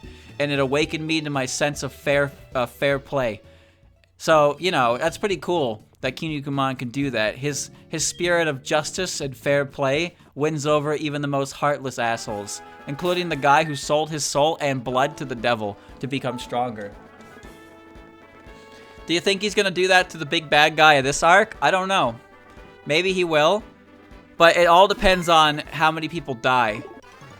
Because Robin Mask, I forgot, he did a signature move again to Junkman, but he did it in reverse. So normally he does the tower bridge, he picks them up over his head and bends them, but this time he literally like fucking headbutted him on the ground and bent him that way. And yeah, I got to see his neck break. That's pretty intense. I watched the motherfucker's neck break. And then even though his neck's broken, he gets up and he turns around and he looks at Robin Mask. He's like, haha, you risked your life for a fake mask. And then he's like, bleh! And then he dies. So he had just enough strength left to turn around and mock Robin Mask, and then he just fucked off. Cool guy. I like the ninja guy. It's the ninja guy, and then up top, there's Terry Man is fighting Ashura Man. And then at the very top, Geronimo is fighting Sunshine. Sunshine is just a big fucking, like, sun golem. It's weird. So I'm sure, there are only 6 of them, but there's 5 rings, so I feel like a 5th guy is gonna show up and fight Kinikuman at the top. And then we're gonna, you know, then we're gonna get through that arc, and I have a feeling after this arc, we're gonna get to the tag tournament finally. Which is what I've been waiting for the whole goddamn time, because the tag team arc is the whole arc that, like, you know, Tag Dream is based off of, so that's the one I'm the most interested in learning about. But I'm on episode, like, 74 or something, so it's gotta show up sooner rather than later, right? How many arcs is there? Okay, this was the first arc, the first season, which is just nonsense. Then there's the Chojin Olympics. Then there's the World Tour arc. Then there's the Chojin Olympics, the big fight. Then there's the Devil Chojin, and now I'm on arc 6 essentially. I'm on arc 6, which is the Devil Knights. The arcs got better over time. They got progressively more orientated to the fighting, which is what I was there for. Cause you know, a lot of the comedy elements, they don't really hit their mark for me. That's all. Every now and again, Chat, you know when you watch like a shonen show or something and like you're in the middle of they're in the middle of a fight, but every now and again the scene changes to something completely irrelevant and you're just kind of watching it like, wow, I sure hope this scene concludes now so I can get back to the actual fight. That happens a lot and it's kind of annoying. But shonen just do that in general, I find. Came all the way, just brings back memories. I was dealing with the Johto and I was looking, yeah, I would take the side if I found Johto. Okay, he just gives you the silver wing. Let's go fight Brock. This is a Wagasaki gym. 57, dude. Damn. Alright, let's go. Crawl, fish, crawl. Actually, did you change the fossils? Can you even see them in this game? Wow, this museum got a downgrade. You would need to take it. You don't have any fossils. You can find fossils when you smash rocks at the ruins of Elf or some other place. Oh. Stringy and windy. Is this a plant fossil? Oh, I wanted to see I want to see a skeleton. I wanted to see a skeleton. Yeah, I'm impressed no one's ever added a Fumo to this game. In some capacity. But whatever. In my jurisdiction. I'm gonna go fight Brock. I see that item, but I need Rock Smash, and I'm just too lazy. Let's go. Let's do it. Is this John Lightyear himself? So yeah, chat, that was my 45-minute ramblings of a show I've been watching. Again, I very much enjoy Kinikuman. It's a lot of fun, and I like the fighting. But the more I think about, like, the plot contrivances, the funnier it gets. Like, the show's main method of comedy doesn't hit me, like, at all. But looking at all the plot holes and contradictions makes me laugh because it's so ridiculous and over the top. The way Kinikuman comes out on top is ridiculous. Poison bomb, it's fine. If I had a sprite, I could make the substitute doll a Fumo. That'd be great. I'm just surprised no one's done that yet. Just take the crustiest image you can find and use that. You don't have to make a sprite. Just make it a really crusty image. Alright, set up rain dance and press surf.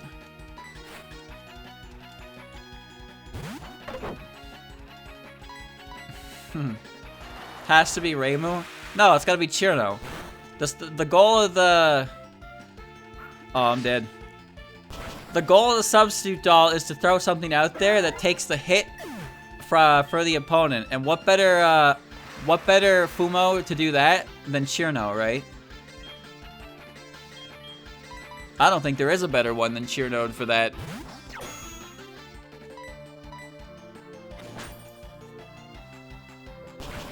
Nice. I don't know what type you are, but is water weak to ice or something?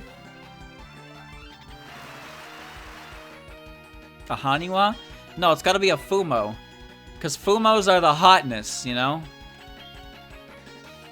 Fumos are the hotness. Nobody cares about other dolls, but if you get a Fumo in your game, you automatically get bonus points. Because we're all very simple-minded creatures. Oh, well, this is gonna suck.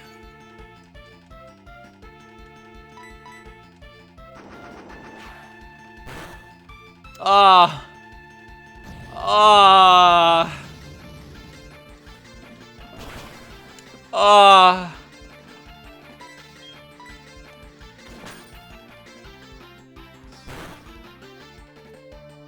Ah. Alright. I've learned that Takane is, oh, she's nature. That's what it's gotta be. It's gotta be nature. Oh, fuck.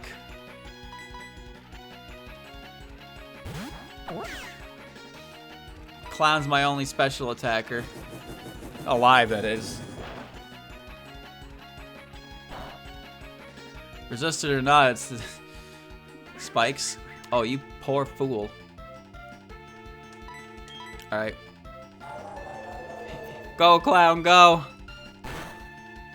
Succeed, damn it! What are you doing? The match is over. That's your last puppet. Why are you laying spikes?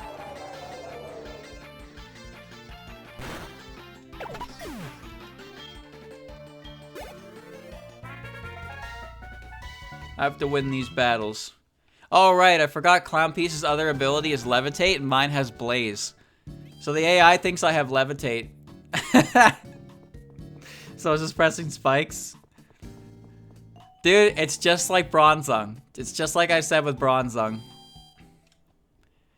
Bronzong is a Pokemon that has 2 good abilities, but Levitate is so better that, like, why wouldn't you run it? But the thing is, you could run Heat Proof. You could run Heat Proof, and nobody is gonna contest you with an Earthquake. Obviously, if you can't switch into Earthquakes anymore, which is a problem, and that can give it away for somebody with a keen eye for that kind of detail. But the fact remains, if you just throw a Bronzong out, there's a pretty small chance that they press any ground type move, in the idea that you're probably packing Levitate. Because again, why wouldn't you?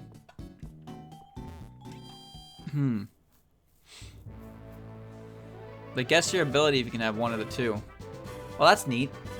I didn't know that. It's really neat. I think a big Bronzong is one Pokemon, but I think a big perpetrator of the ability gamble is Galarian Darmanitan. I've talked about this one more than a few times, but Galarian Darmanitan has 2 really good abilities. But again, one of his abilities is so ridiculously good that you kind of have to assume that it's the ability he's running. That means you're Earth Steel, yeah? So you should be weak to Surf. So like Galarian Darmanitan has 2 abilities. It has Guerrilla Tactics, which is a built-in Choice Band as an ability, and its own version of Zen Mode. So Galarian Darmanitan's Zen Mode, like, ups its speed and its attack. Also makes it part Fire type as well. It activates at half HP. So what happens is you always will play the Darmanitan assuming it's Guerrilla Tactics. So you play around Guerrilla Tactics, and then, surprise motherfucker, you just got sub-belly drummed by a Zen Mode Darmanitan, and now you're dead. So it's the camouflage of having a better ability lets you get away with other abilities. You can get the jump on stuff like that a lot. Anti-meta Pokemon exist every now and again. I watch a lot of False Swipe Gaming, like whenever he has new videos out. And I love hearing like VGC appearances of characters of different Pokemon that literally just anti-meta in a way that's like extremely unexpected. Like the teams that do well at like high-level competition are the teams that are built around defeating the most common Pokemon. So I love seeing Pokemon show up that use very unorthodox strategies to counter and catch specific common threats. It's crazy. Of course, I kind of lost all interest in VGC around Auraz era when they started allowing like legendaries and stuff. I don't watch Gen 8 VGC or anything like that at all. But I thought VGC was really cool up until they let things like Primal Groudon just be allowed. Because as soon as Primal Groudon was allowed, the whole thing just fell out of whack. And it kind of just became uninteresting to watch, in my opinion.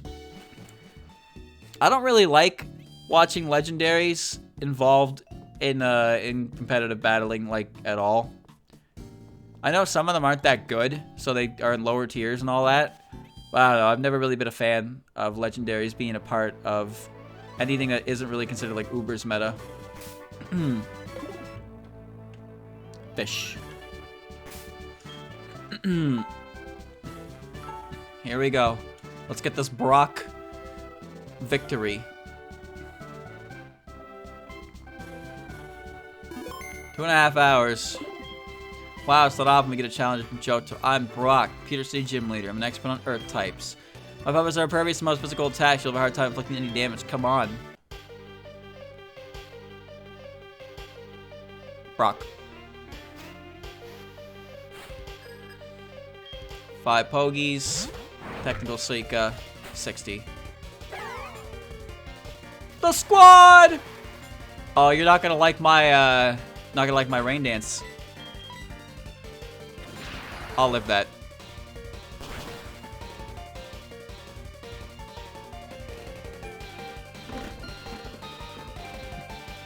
Alright, watch this.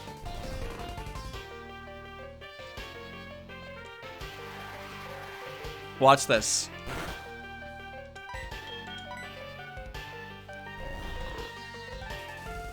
One. It's technical Suika because it's technically Suika. There's just 7 of them. Ah, there's 8 of them actually. I miscounted. Dude, sleep is so busted.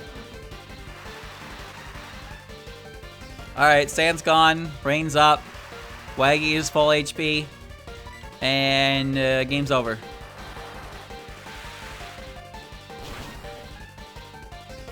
Ha!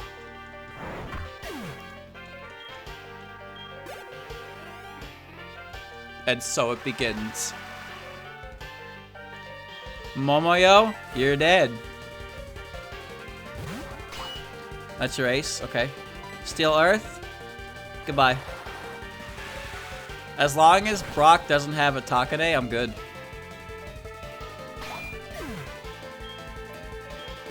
I'll rain for every turn.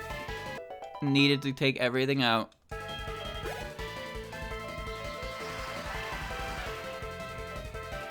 Mayumi, that's a death.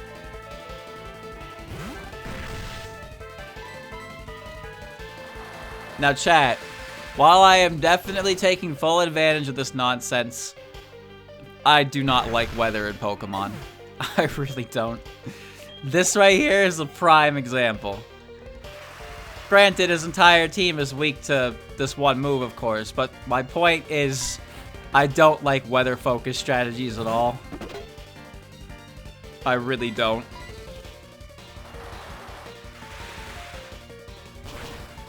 That should be it. I think the rain's gonna stop now. But even if it does, he's got 1 against 6. He can't kill us all. It's Aika too. Okay, yeah, I don't even need rain for that. It itches, it itches. I hit him with the Ash special. I hit the sprinkler system and then none of his earth types could fight. Yep.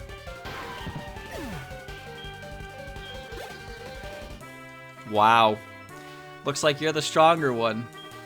Earned it. Your puppet's powerful attacks overcame my rock hard resistance. You're stronger than I expected. Go ahead and take this badge.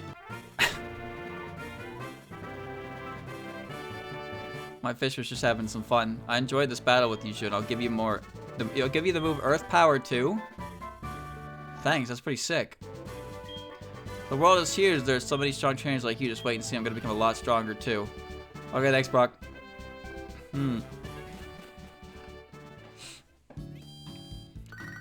Joey. Hey, what's up, Nazrin? How you doing? Joey, how are you? You remember my super cool Nazrin? My Nazrin is different from regular Nazrin. It's like my Nazrin is in the top percentage of Nazrin. You know what I'm saying? Sure do, buddy. Sure do. I see that Nazrin only recorded 1 line for you in the phone. Her identity is slipping. She has taken your life. I know this. But I have not returned to the route to confirm. She's gotcha. She's pretending he's well and good, but she's up to some very nefarious deeds. Get a rat! Alright. Alright. Excellent. So his Pokemon were like 60, which is... I assume that'll be the average for all the trainers, or all the gym leaders. Misty's a problem. I actually think I'm going to skip Misty because I don't have puppets that handle water attacks well.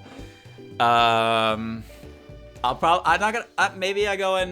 going in order, but I will pick the matchups that are better for me. But also, I'm going to go to Mount Moon. I'm going to go to Mount Moon next time and take care of that. Also, I'll be able to go to Cerulean and grab Shimada most likely as well. I'm not going through Rock Tunnel because Rock Tunnel is poopy. Okay. Alright, chat. Good progress. I cleaned through most of Kanto, and now all that's really remains is getting through the gym leaders, and then Red. And I'm hoping that Red's levels will be more accurate to what I am at when I beat Blue than not, because if it's not, I just got a rare candy, because I'm not grinding that, no. I'm on pace to be done in time for Gen 9, which comes out at the end of this month, so it's pretty cool. We will, wait and see.